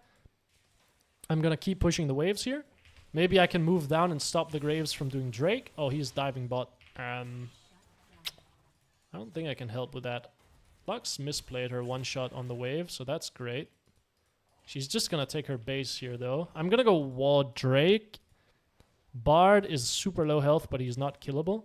Gonna go be annoying to the Graves here because I have downtime before the next wave arrives, so I don't need to be mid lane yet. But I do want to be mid lane when the waves like start meeting. So let me go mid lane here. Then push out the wave. I have my ult coming up as well now. And go help my Xin Zhao on the grubs. I have teleport as well. Can probably actually kill the Graves here. Actually, I can take a plate, then take my base, and then I have Malignance. That would be good. Move towards the bot side here. The intention here is to base. The intention is not to try to kill the Graves, but if I happen to stumble into a free kill, then I will take a free kill. Could ult on the Lux here, but I don't think I one-shot her.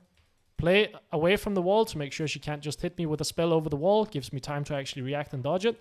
She E's the wave. I need to one-shot the wave, and then I can walk up and try to punish her for being on cooldown.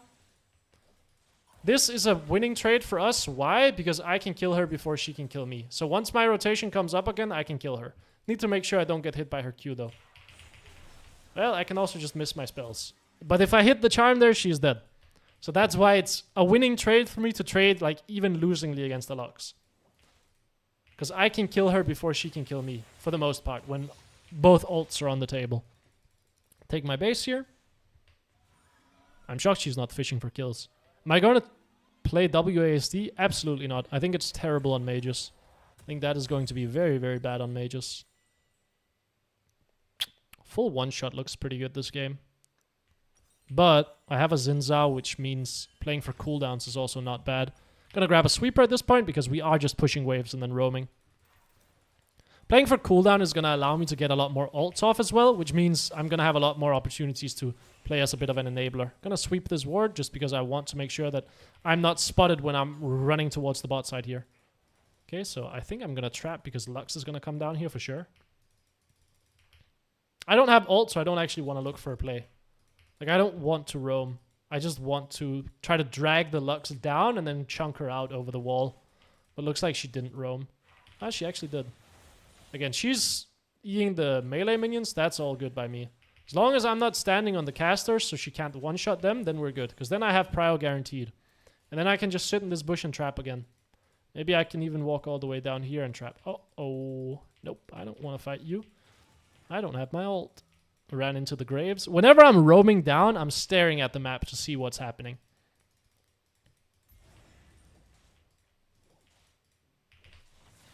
Okay, push the wave. Move down again. And Lux will be late to this play. I'm going to walk in, take this bush, make sure the enemy team can't contest Drake very easily. So if Graves walks through here, I'm going to one-shot him. If Graves walks through here, I'm going to one-shot him. If Lux runs through here, I'm going to chunk her out and then look for a one-shot afterwards. If Bod runs in, I'm going to chunk him out and then run away. And now Bod should have a hard time trying to contest this. Oh, that hits! Uh-oh. I thought that was going to miss, if I'm honest. I was considering, like, I was trying to calculate if that was hitting or if that was missing. And I elected for that's missing, so I didn't ult. I thought I was barely out of range. I think only ADCs might go for WASD because the movement of dodging abilities. Yeah, I mean, it makes sense to me. Champions that don't need to cast a lot of spells and move their mouse around a lot, I think makes sense. I think Cassiopeia makes sense as well, right? Because you can just use your E as a mouse button and your Q as a mouse button probably, and then WASD to move around. Push the wave. Could try to take a plate here, to be honest. I don't see any possible roams here on the bot side, so play outside of the wave. Make sure we don't get hit by random spells. Proc our electrocute and then run away. Again, I can one-shot the Lux now if I land a full rotation. Like 70% health is usually enough to find a one-shot. Push in the wave. Look to roam. Oh.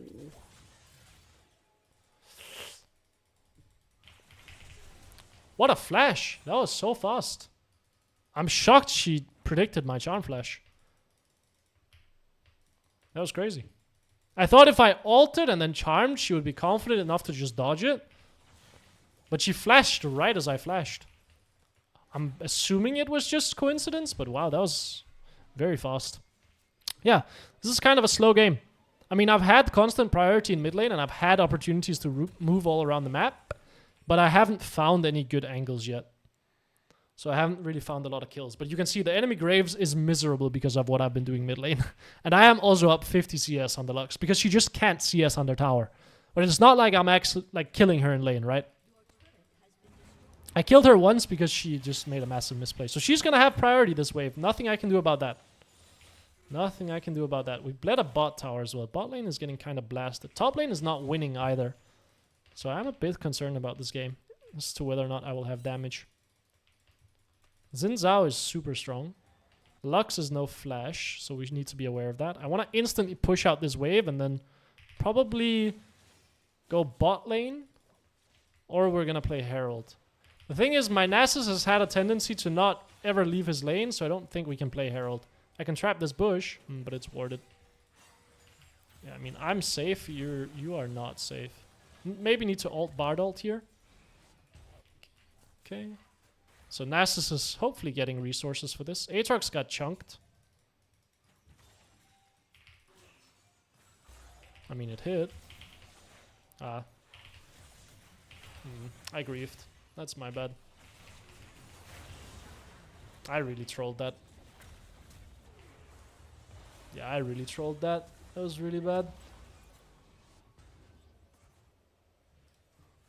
That was a massive heal from Bard as well. And Sundered Sky. I mean, I just miscalculated my damage. I thought I could kill the Aatrox, I just couldn't. Because if I kill the Aatrox there, I get another reset and I can kite that out. But I mean, I just didn't kill him. That was a game-winning fight if I kill him. What was the vision? Kill Aatrox, get reset, and then continue kiting up. But Aatrox just healed, right? He got a ton of healing from Sundered Sky. And then a Bard heal as well. And then I couldn't kill him. He also flashed the back end of my Q after I charmed him. And the first ult on him was in Fog. So the damage didn't go off on him either. A lot of misplays in that sequence. That if one of them went different, he was dead there. And the fight is probably won. Are we gonna play this Drake? It feels very silly. Or this Herald? It feels very silly, does it not? Actually, no, it looks completely possible now that I'm looking at it with a fresh set of eyes, because the Lux is bot lane. And they shouldn't have ult up either. I mean, yeah, just kill the Graves, right? Then look for the Caitlyn next. Make her go into my Nasus. Use my ult to redirect the Q.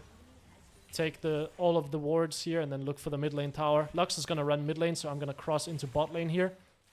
And start applying pressure on the bot side of the map. I can't do anything in mid lane anyway because I don't have my ult, so I might as well go apply pressure bot side and make myself useless or useful while my ult is on cooldown and collect resources.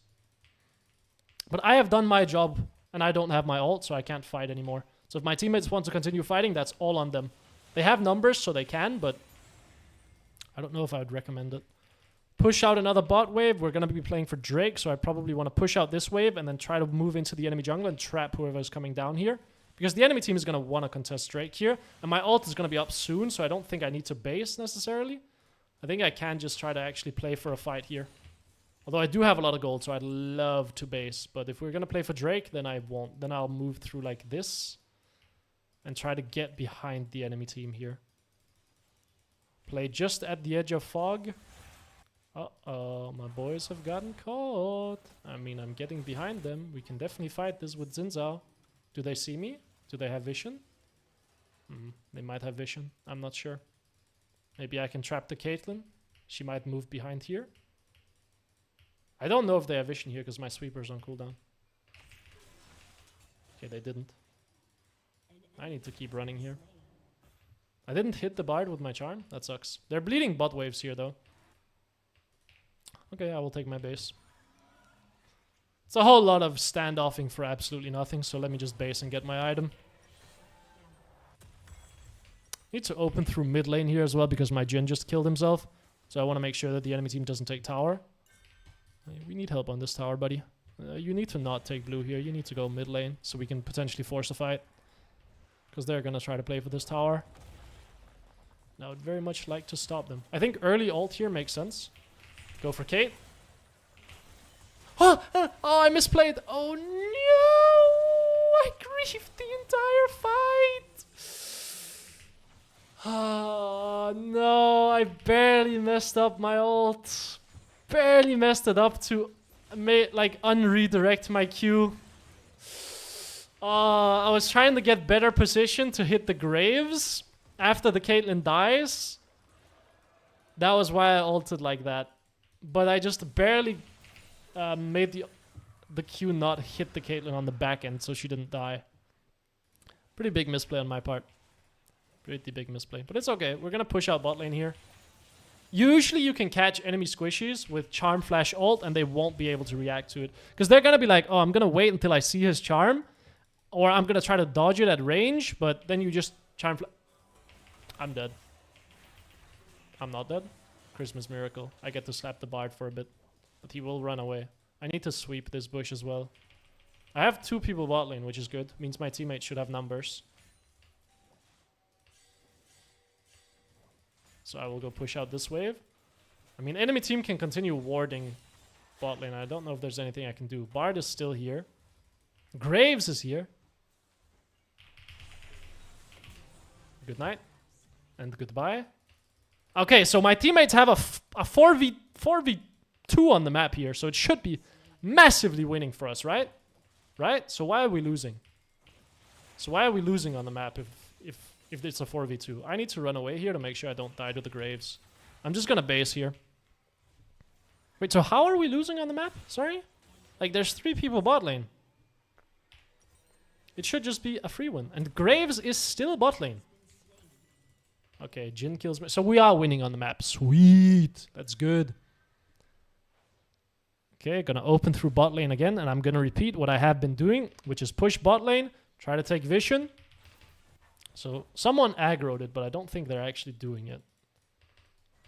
Oh, they might be. I need to push out here and go from this angle. Because if I walk through this bush, Lux can Q me very easily. But if I come from the open here, I'll have vision and I'll see her from range. I say as I still get hit by the Q. Because she was sitting in fog here. So I couldn't see her because of this wall.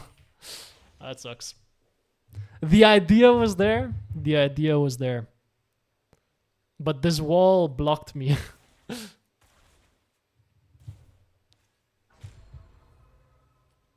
So you mean to tell me they have had 3 people bot lane for the last 2 minutes and all we've gotten is a mid-tier one? Yes, that's exactly what I mean to tell you. So what is my Xin Zhao doing? Like, I liked it when he was clearing a lot early game, making the Graves' life miserable. That was awesome. But he's still clearing. So it's like I'm using my advantage and my insane strength to clear more. It's like, okay. Could you maybe use it to fight, though? Okay, we have a massive team fight topside, so I will teleport. I am dead. I killed myself here. No Caitlyn trap? She doesn't have trap? Okay, I can get out. Christmas Miracle? Yeah, I don't like what my jungler is doing here. It's like we're so far ahead, man. Just come fight. But no, we're playing 4v5. Like, he's strong. He's very strong. But it doesn't matter if he never fights. Then your strength doesn't matter. And he's not applying pressure either. So it's not helpful for us at all. I'm sure he's going to show up to a fight and do insanely well. But until he does that, then he's kind of useless. Nasus should go bot lane here. I will go top lane. Bard warded this. Maybe I can catch the Caitlyn as she comes up to slap the tower. Although I don't have my ult yet, so I don't think so. I'll just clear the wave and then run away. This is insane. Youch. That's okay though. Sweep this, pink ward this. And then play. You will go clear the pink ward. I will go slap him. Ult. Play it slow. Patience. It's crazy that you are willing to step up to an Ahri, by the way. Because you just die so easily. Okay, I've taken both of their health. They shouldn't be able to push anymore. So again, I'm holding 2 people as Ahri. You would hope that my teammates are winning on the map. I am trying to fish for maybe a Champ Flash on the Caitlyn here. That is something I'm thinking about. They might be trapping me here.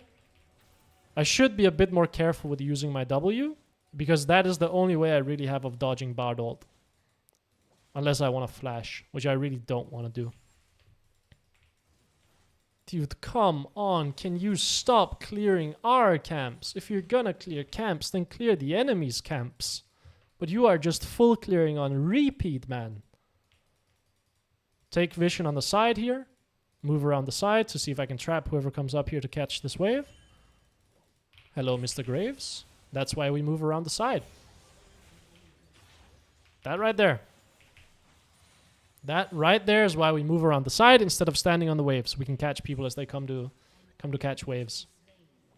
Lux is now up here. Oh, my ult ran out. Run away.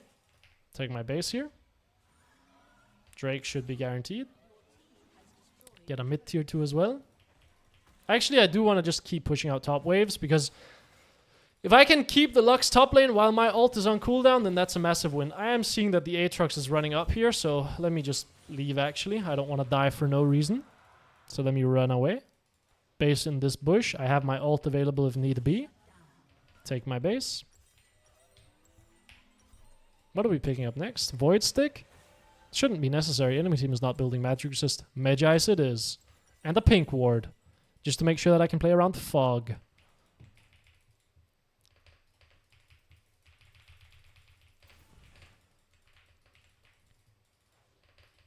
Again, I mean, we're just going to go top lane and keep doing what we've been doing. Get into the side lane, move around the side, take vision in their jungle, and then kill whoever comes up here. And if no one comes up here, then we're going to look for a play on the mid lane. And if no one is mid lane, well, then we'll just go back to top lane and keep pushing.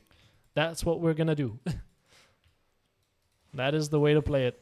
Push out waves, keep the enemy under their tower, take vision in their jungle, and then look for plays when you have numbers advantage. But we want to force fights because we are so much stronger than the enemy team. Yeah, you sure do love clearing your camps, don't you? Yeah, I hadn't noticed, buddy. Oh, hello. That was maybe a bit ambitious, but it's okay. He should die. Clip. Oh, charm. I missed! Oh my god. Yeah, I'm such a criminal. Well, I could not have played that any worse. I could not have played that any worse than I did. But think about it. It doesn't matter how poorly I play the fight. Why does it not matter, guys? Because I'm playing 10 CS per minute and I have 3 items. And the enemy team has 2 items. So I am just that much stronger than them. So I have so much leniency where I can be useful even if I'm completely griefing the fight. Just because I have more resources than them. That's it. Like, this is why I preach, like, get your minions. It allows you to play fights poorly and still perform or still be useful. Right? Like, Nasus is splitting bot. Baron should be guaranteed. We're gonna go back into the top lane and continue doing what we have been doing. Oh, I did not mean to do that, buddy. I'm sorry. Yeah, it's a bit awkward, isn't it? My bad, my bad. That's a lot of people bot lane. I could probably TP down there and fight that. But I'm not going to. I'm gonna push top lane and apply some pressure and make sure Nasus' sacrifice was not in vain. That's exactly what's gonna happen here. Push this out. Sorry, whose sacrifice? Not Nasus, that's for sure. He's murdering them. Move around here. Just pink ward here for the funsies. Lux is probably going to be over this wall. Never mind, she's bot. You mean my Nasus just 1v4 triple killed? Quadra killed, I should say. Yeah, it's actually fine that you never moved to any play early game because you're absolutely 1v9ing now, I guess. Awesome. Do you think she reacts to it?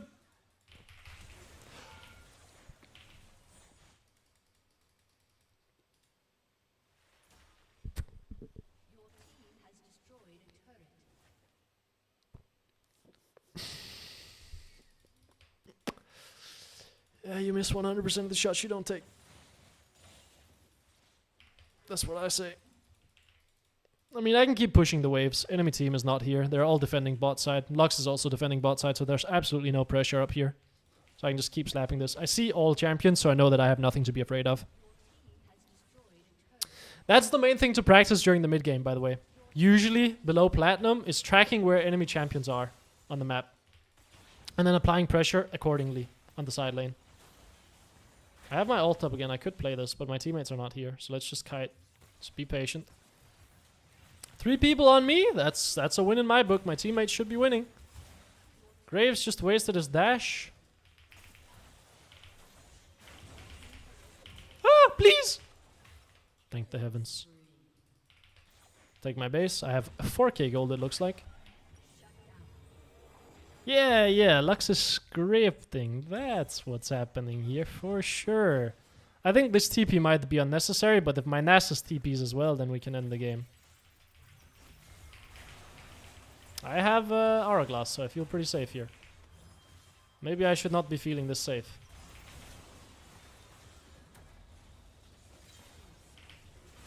Ah, the minion. Oh, it's okay. We can slap this tower. Yeah, Lux is scripting, man. I have my reverse scripts on. It's called streaming. It's best in the business. You never seen reverse scripts like those before. There we go. Another win in the pocket. Mainly done by not really being in fights that much, to be honest, but by having constant push mid lane and having constant push by playing outside of the wave and punishing the Lux for going on cooldown and taking priority that way, and then constantly pushing mid and moving to whatever play. But I didn't really get a lot of opportunities to roam, or I didn't take many roams because I didn't see a whole lot of good available roams, right? Like, you don't have to overforce roams. If you just keep the enemy mid laner on the tower and then go for whatever plays look good, you'll usually win. And some games you won't, and some games your entire team will like fall apart and you won't have any good roam timers and you'll just bleed and lose. That's solo queue, baby. What matters is you're performing well in a majority of your games and you're having a positive impact in a majority of your games. I've lost games in bronze on Ahri. Happens sometimes. Sometimes you lose games in bronze because you don't find good timers and the enemy team has a champion or two champions you suck at dealing with and you lose the game. For example, I played against a Mundo and a Master Yi, and like all you can really do on Ahri is try to maneuver around the map and drag the enemy team apart, but you can't really beat those champions in the 1v1. So all you can do is try to drag them apart, but if they follow you around and eventually show up to fights, you can't kill them. So if you kill the entire enemy team, but your AD carry isn't performing and can't kill the enemy Mundo, well, then the enemy Mundo is going to run through you. Same with Imasi. That's why I hate playing against those two champions as Ahri. Absolutely hate it.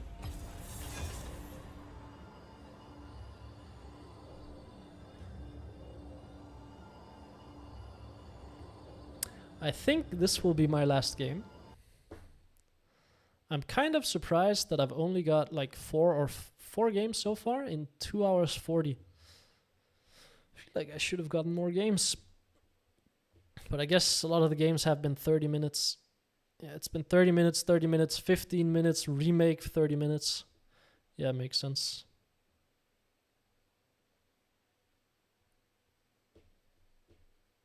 Makes sense.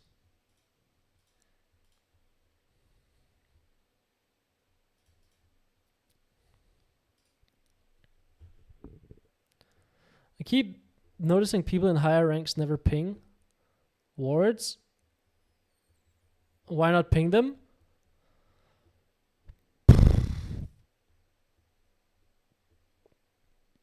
Yeah, just never built the muscle memory to do it, to be honest. I ping them sometimes, but in my head, you have to like the I ping on them to make it count. I know you don't, but like that's what I've ingrained into my head.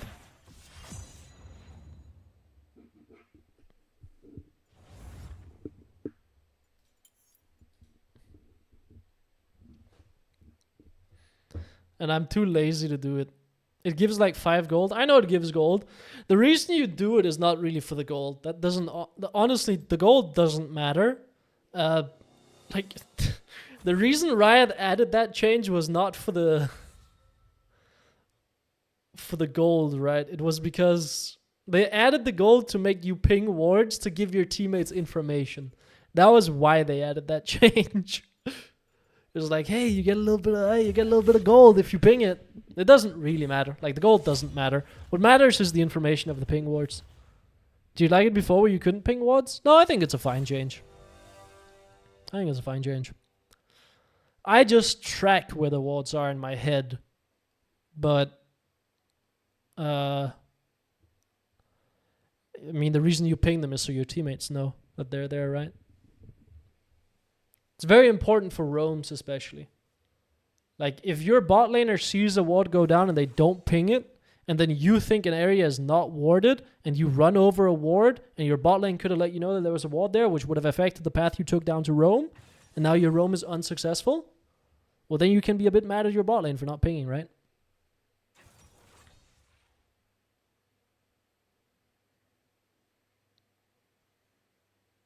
Is Darkseal something you should get every game?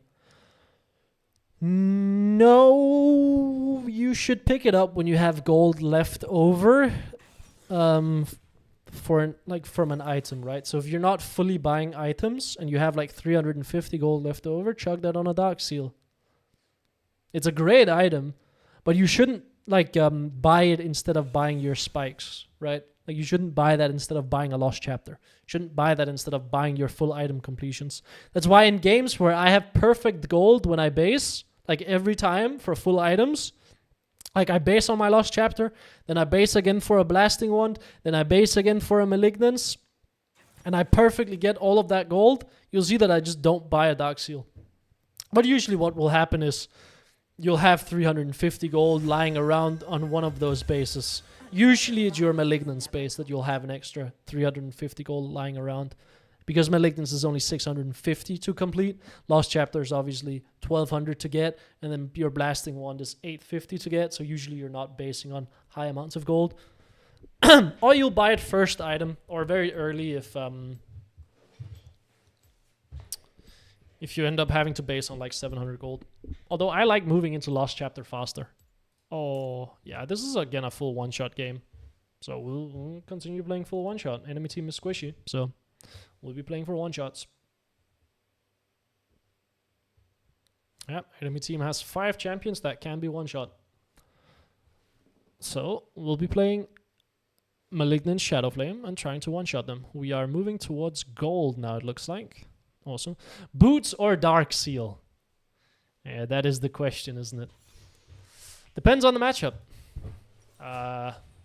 In matchups where the movement speed matters a lot, against melee champions, for example, where you need to space them, or against skill shot intensive champions, where you absolutely need to dodge spells, you should be playing Boots. Otherwise, you should be playing Darkseal. Okay. Name of the game. We already know it. Push waves and punish cooldowns. That is what matters at this elo. Push wave, punish cooldowns. That is all you should be looking to do. Make sure that Vlad doesn't hit you. He has a very, very telegraphed trade pattern. Just run away when his Q is about to get enhanced and then push waves, because this guy cannot wave clear to save his life. You want to fish for a lot of long-range charms on him, especially because if you hit a charm, great, you get to chunk him out. If you miss the charm, sucks. Has a 12-second cooldown, that's fine. If he W's the charm, awesome. It's like you hit the charm because he loses 20% of his health, and it has a long cooldown as well, so you'll find another timer to trade with him.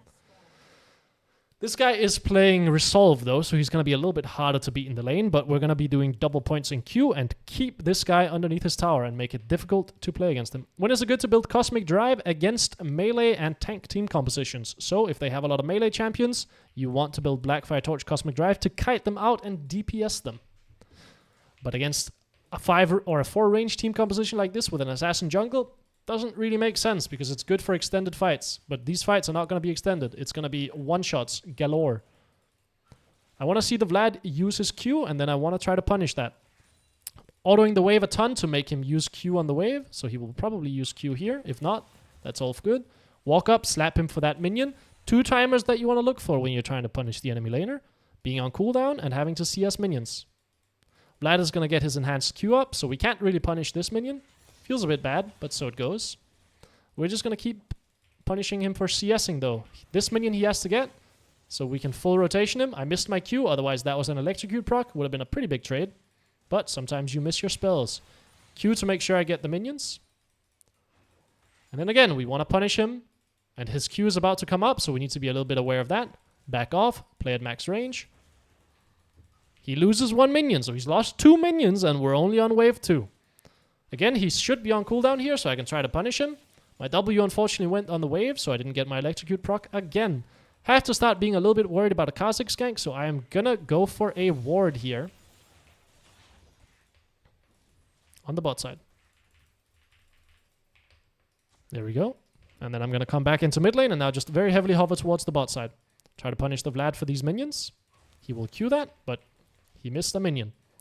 And we are gonna keep shoving the wave. Sucks that my Q didn't hit there properly, but so it goes. He just wasted his Q. I can hit him, but practice what you preach. Push the wave and then trade with him when he's on cooldown. Charm here. Again, it's okay to open with Charm. Keep slapping him. I might run out of mana here though, so I might just need to push this out and then take my base.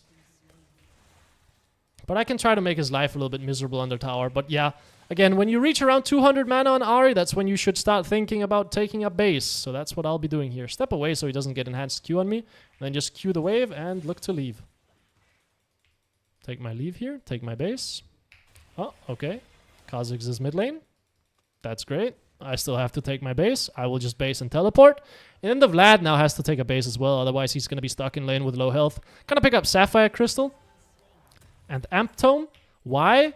And a pink ward. Because Sapphire Crystal is super important to make sure that you have a lot of mana. Usually your issue in lane on Ahri is going to be running out of mana because you are spamming spells on the wave to get push. And that's what I'm doing here, right? Spells on the wave to get push. I want to go cancel this guy's base as well. There we go. And I'm going to continue pushing out the wave. Kha'Zix is on the top side, so he might run mid lane. But I want to keep this guy trapped in lane for as long as I can. And the way to do that is by just keeping him under the tower. And then eventually he's going to have to take a bad base, or eventually he's going to die. Like, one of those two things are going to happen. Want to be a bit careful not to get ganked by the Kha'Zix here. Charm. Oh, he dodged it. But that... Okay, that sucks. Because he can die here very easily. There we go. Run away. Play it slow. Look to charm. Play it slow. Kite out. There we go. Push out the next wave as well. Sweet. You like that flash to redirect the Q to make sure he dies there? That was awesome. A bit telegraphed. If you're an Ahri player, you could probably dodge that. But this Vlad didn't dodge it. So I got to survive. Gonna push the wave and then take a plate. And now I have Lost Chapter. And this all happened because we're pushing the Vlad and we're slapping him and we're making it hard for him to play. Why Cosmic instead of Liandry's? Cosmic just allows you to get off more rotations, which is more Qs, which is what deals true damage.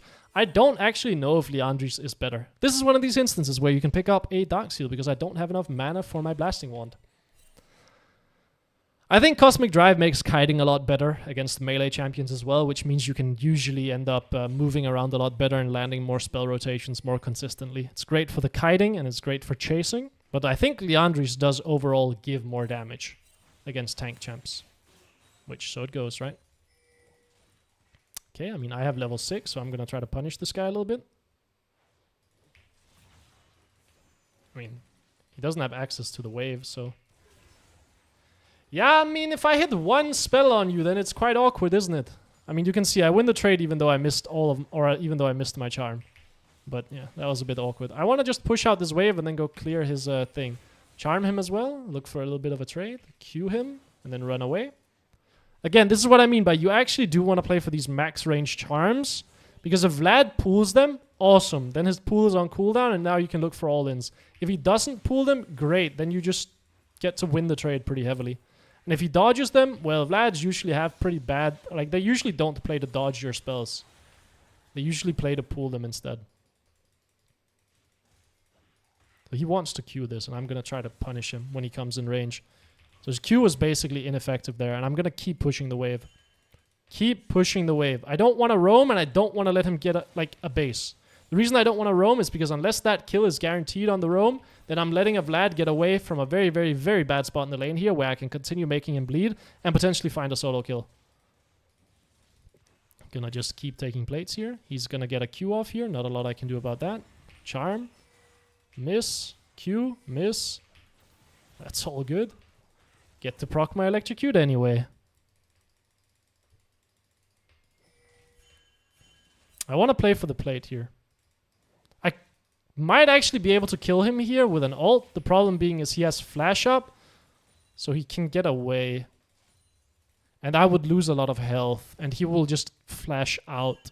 So let me just slap this tower a little bit and get my plate instead. Playing very heavily for the lane here, but that's what you want to do against Vlad. Because he doesn't have tools to really stop you from doing this. Especially not if you've won trades against him. That was a pretty bad Q, I will admit.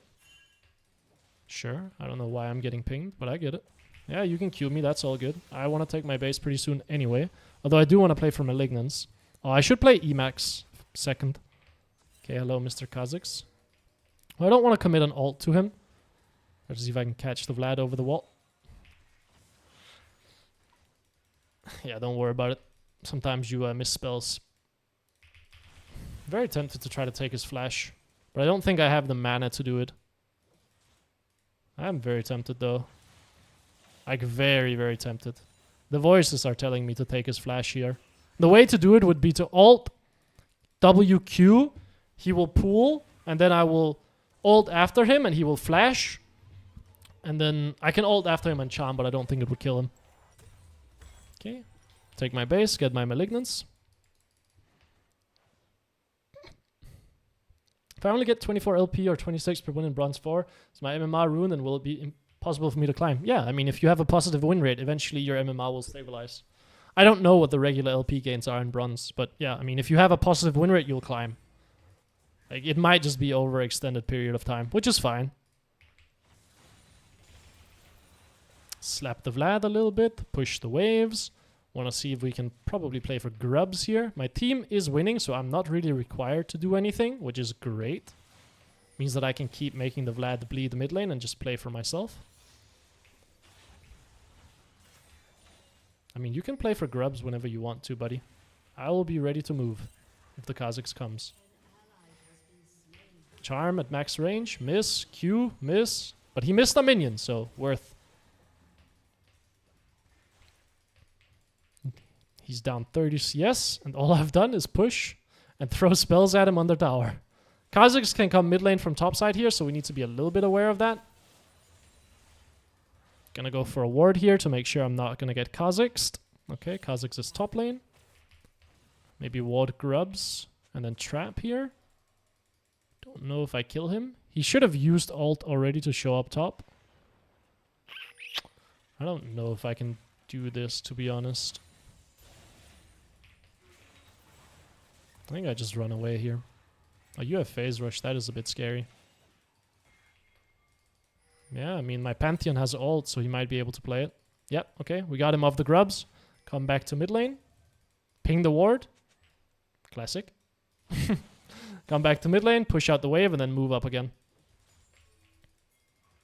This guy's griefing.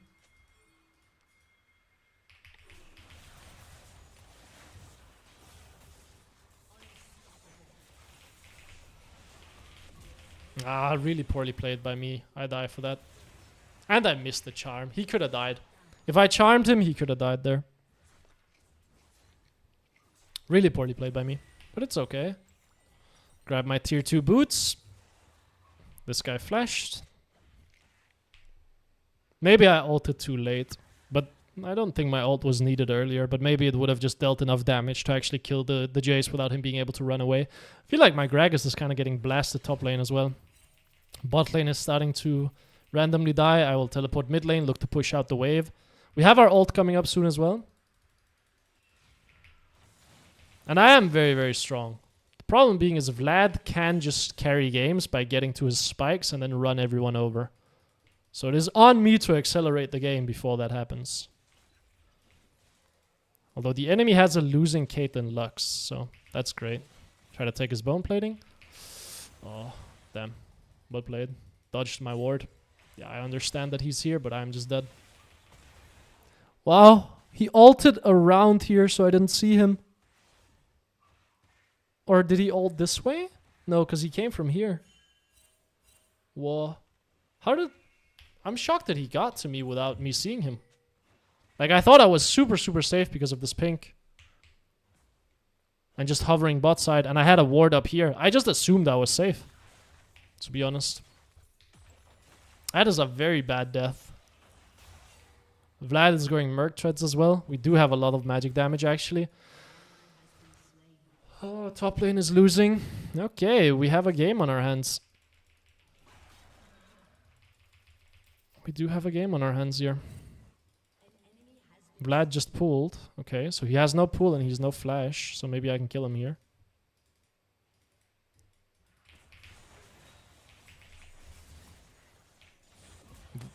I know Kha'Zix is top side, but he doesn't have ult, so I'm pretty confident I can just push this out without really being at risk of dying.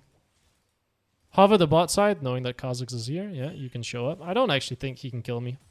He needs isolated damage, otherwise he does nothing.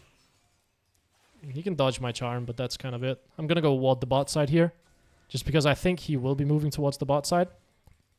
Yeah, you can contest him if you want to, but I want to push my wave out before I do anything.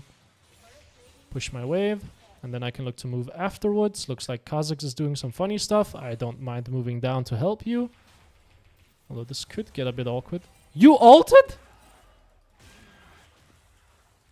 Can we not just kill the Caitlyn here? Yeah, sweet. Oh, I don't have charm, brother. You are on your own. Play it slow, wait for spells. Kha'Zix is gonna run top side here, probably gonna do his wraiths. I'm gonna go mid lane, push out another wave. Vlad bled an entire wave for doing that, which is great. I can probably take first tower in his face on the next wave. Don't really want to force it while Kha'Zix is here, so let me walk down here instead. I mean, the problem is I don't have ult, so I don't actually think I reach him. What? What? And that works? Because he doesn't E? That's crazy. I'm so surprised he didn't E. Okay, Jace is going to take top tower soon, so I need to take mid tower pretty quickly. Try to charm him there after killing the entire wave. He's going to try to stop me from taking the tower, but I don't mind just walking in and taking damage. That's all good by me. I can auto him to death here with red buff, and the slow is going to allow me to... I was going to say the slow is going to allow me to hit a charm, but evidently not. Going to place a ward here so I can see where he's moving. I want to push out the wave and then probably take my base. Although Kha'Zix could be looking mid lane. But with these wards on the bot side, surely I can't die to a Kha'Zix, right? Like, I have so much vision. It should be... Like, if I die to a Kha'Zix gank here, that is criminal. I do want this blue buff, though. Love this blue buff. I would actually love to take my base as well. But maybe I need to push one more wave just to make sure Vlad doesn't get a roam off, because it looks like my team is playing on the top side. So the idea behind staying here is this is going to force Vlad to stay mid lane so he can't move to any place. Which means he can't do anything while I'm in base. But now bot lane actually looks pretty good, so I think maybe cancelling my base makes sense. They look very overextended, and my Leona has a flank on them, so let me move down there. And this is kind of how you can end up in situations where you are basing with a ton of gold. Because you constantly kind of get forced to cancel your base, okay? Okay, nice. Sweet. And then, again, I think I have to run back to mid lane here. I could base and then teleport back to mid lane, but I think I can preserve my TP just by running back to mid lane and then pushing out the wave. And then take my base. Plus, I would have enough gold for Shadow Flame. Plus, I might be able to apply some pressure to this tier 2 because Vlad is roaming up. I don't actually think we can play this. And I don't think you should play this. No. We committed to bot side, brother. Don't play the Herald. You ulted in, did you? That's all good. I will keep pushing mid lane. I have no business with whatever is happening up here. I don't care. I made my play on the bot side of the map. I don't have my ult. Ah, yes, we are pinging the Vladimirs. That's so. Like, as if we didn't double kill them bot lane and take their tower. Like, what? I have too much gold here. I need to take my base. And I want to get a sweeper as well. Probably going to open bot lane here and then let my Ezreal play mid lane. Are we going to fight this? No. Looks pretty bad. Yeah. Let me just open bot.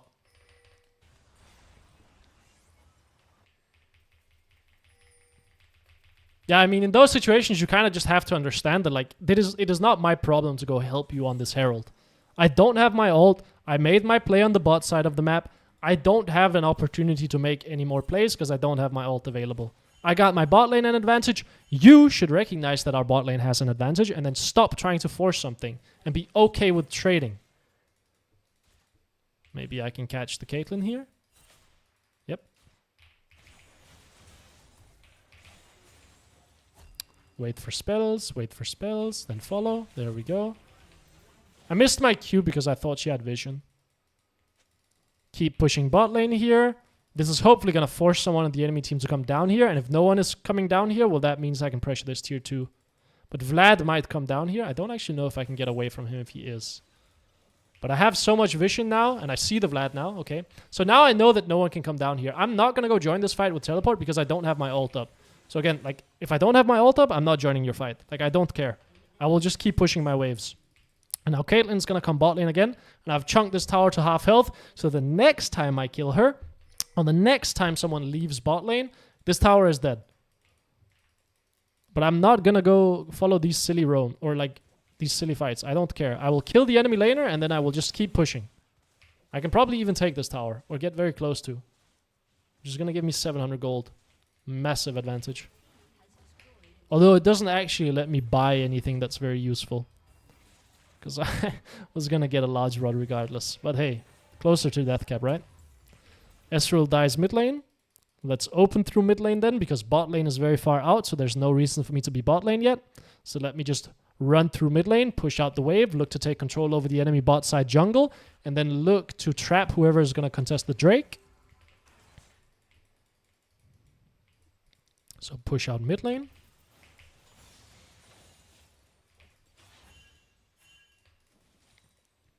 Run to the bot side. Sweep the area. And look to just trap.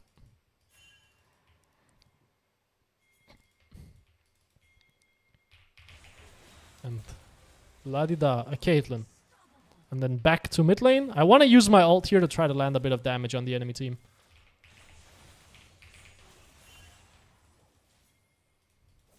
Don't actually want to commit here. I just want to...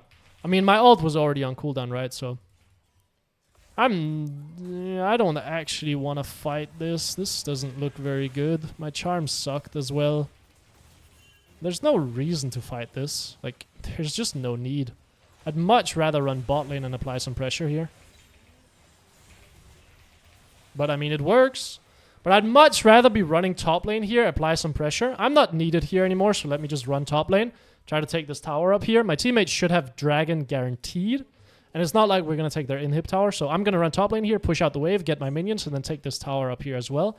And this is how we're going to accelerate the game as much as possible. And I'm probably going to be having death cap after I kill this tower. So I'll be 3 items at minute 20. And the enemy Vlad is 1.5. And that is why it is so important to, after a fight is over, immediately just recognize where can I go to get resources. And this is what I would have done as well if my teammates didn't completely force through mid lane. Mostly because I didn't have my ult available.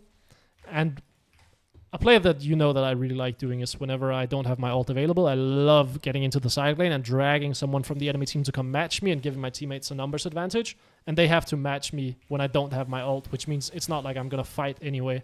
So when I'm on downtime. Okay, looks like someone is here, just from the way Caitlyn is spacing. I have my death cap now as well. What is my other pick when the enemy team is too tanky? Well, on this climb I'm playing Ahri only, right? So I'll just be playing Ahri when the enemy team is tanky as well. And then just be playing Blackfire Torch Cosmic Drive.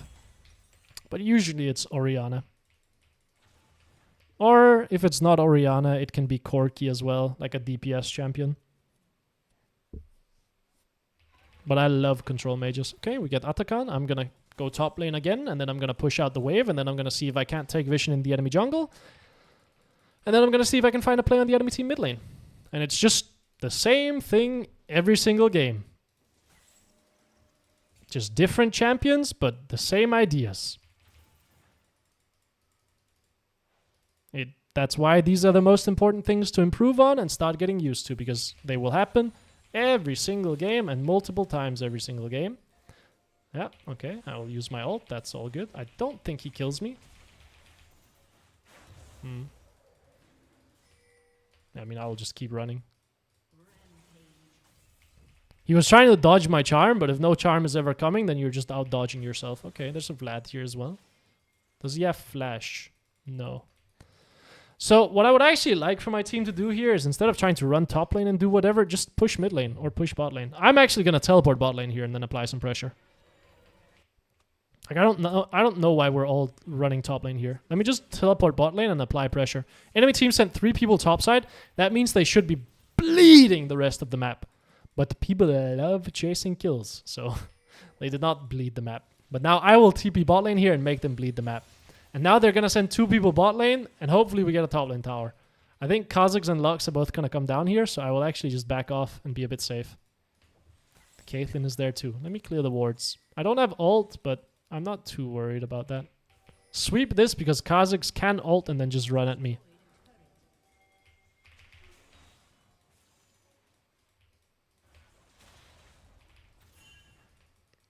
Yeah, I guess I will base again. I dragged 3 people bot lane again and we took a top lane tier 2. Gonna sell this, get a Magi's because I have my flash up, so I don't think I'm at too much risk of dying. Open through mid lane here because both side lanes are pushed out very heavily. Actually, maybe I can open through top lane here, but I'm opening through mid lane in case a fight breaks out, then I can join it, and then I'll rotate to the other lane that I want to go to. But it looks like my teammates are not pushing mid waves, so I guess I'll be doing that. I'll trap here and wait. Maybe Caitlyn decides to show up on this wave and I can one-shot her. In all likelihood, she won't, and she didn't. So I'll go up and push out the wave here. But the off chance she shows up on the wave there because she's mad or something, I get a free kill. Okay, there's a Caitlyn here.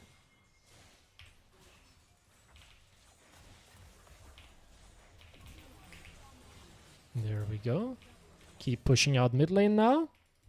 Kha'Zix can come here, Vlad can come here, but I have flash. Kha'Zix is top lane. Vlad is the only person that can be here. I don't feel too threatened by him, so I think I can take this tower. Tracking people on the map. Most important skill during the mid game to make sure you know when you are safe. Allows you to feel very safe when you push out your sides or when you apply pressure. Informs your decisions of where to go and how far up you can go. Gonna base and go top lane here. Actually, I think my team is gonna overforce on the top side of the map, so I'll respond by going bot side here and then get some control over this bot side. Oh, we want to play Baron? My webcam is blocking the Baron timer. Let me scoot it over a little bit. I can't see when Baron is spawning. Okay, gonna run bot side here. Maybe I can find the Jace. If I kill the Jace, then I can apply a ton of pressure, although I don't know if I can actually kill him because he is very tanky. Alt charm. But if I miss the charm, then I absolutely can't kill him. Kha'Zix can run down here. Let's leave. I can die too easily. Yeah, there he is. Let's just run away. Maybe I can push out the wave now. He's not coming down here. He's running back towards mid lane. So let me push out this wave. Well, now I don't know where he's going, so let me run away again. Sit under the tower. Wait. I don't have my ult. I don't see anyone on the map. Let's be patient. Okay, now I see people. Let me run up again. But until I see them, I'm not stepping up. Because that Kha'Zix will one-shot me. Does not matter that I'm up 3 levels and 2 items. He will one-tap me. If he dodges my charm. Or if he flashes it. Or if I just miss it because I'm bad at skill shots. So just wait. Be patient. When you see him, then you can apply pressure again. I think I saw a Lux here. Yeah, good night, buddy. That should be the game.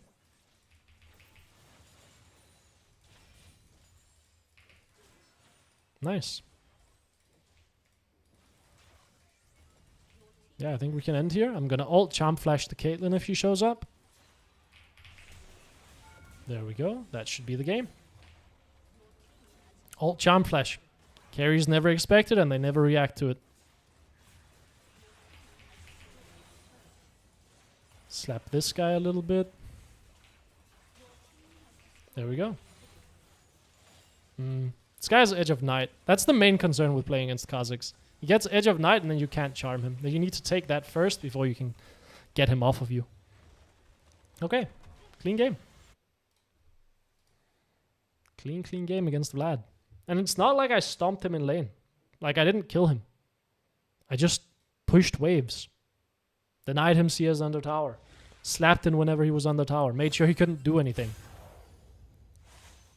And then just moved into the mid game. Split pushed. Caught whoever was inting. Moved into the enemy jungle and that was it. Yeah. That is going to be it from me, fellas. I'm going to have a video out later today of Ahri against Mel because that is a matchup I've heard that people struggle with a lot. It is played in around Platinum MMR, I think. Maybe Emerald. I don't quite recall. But yeah.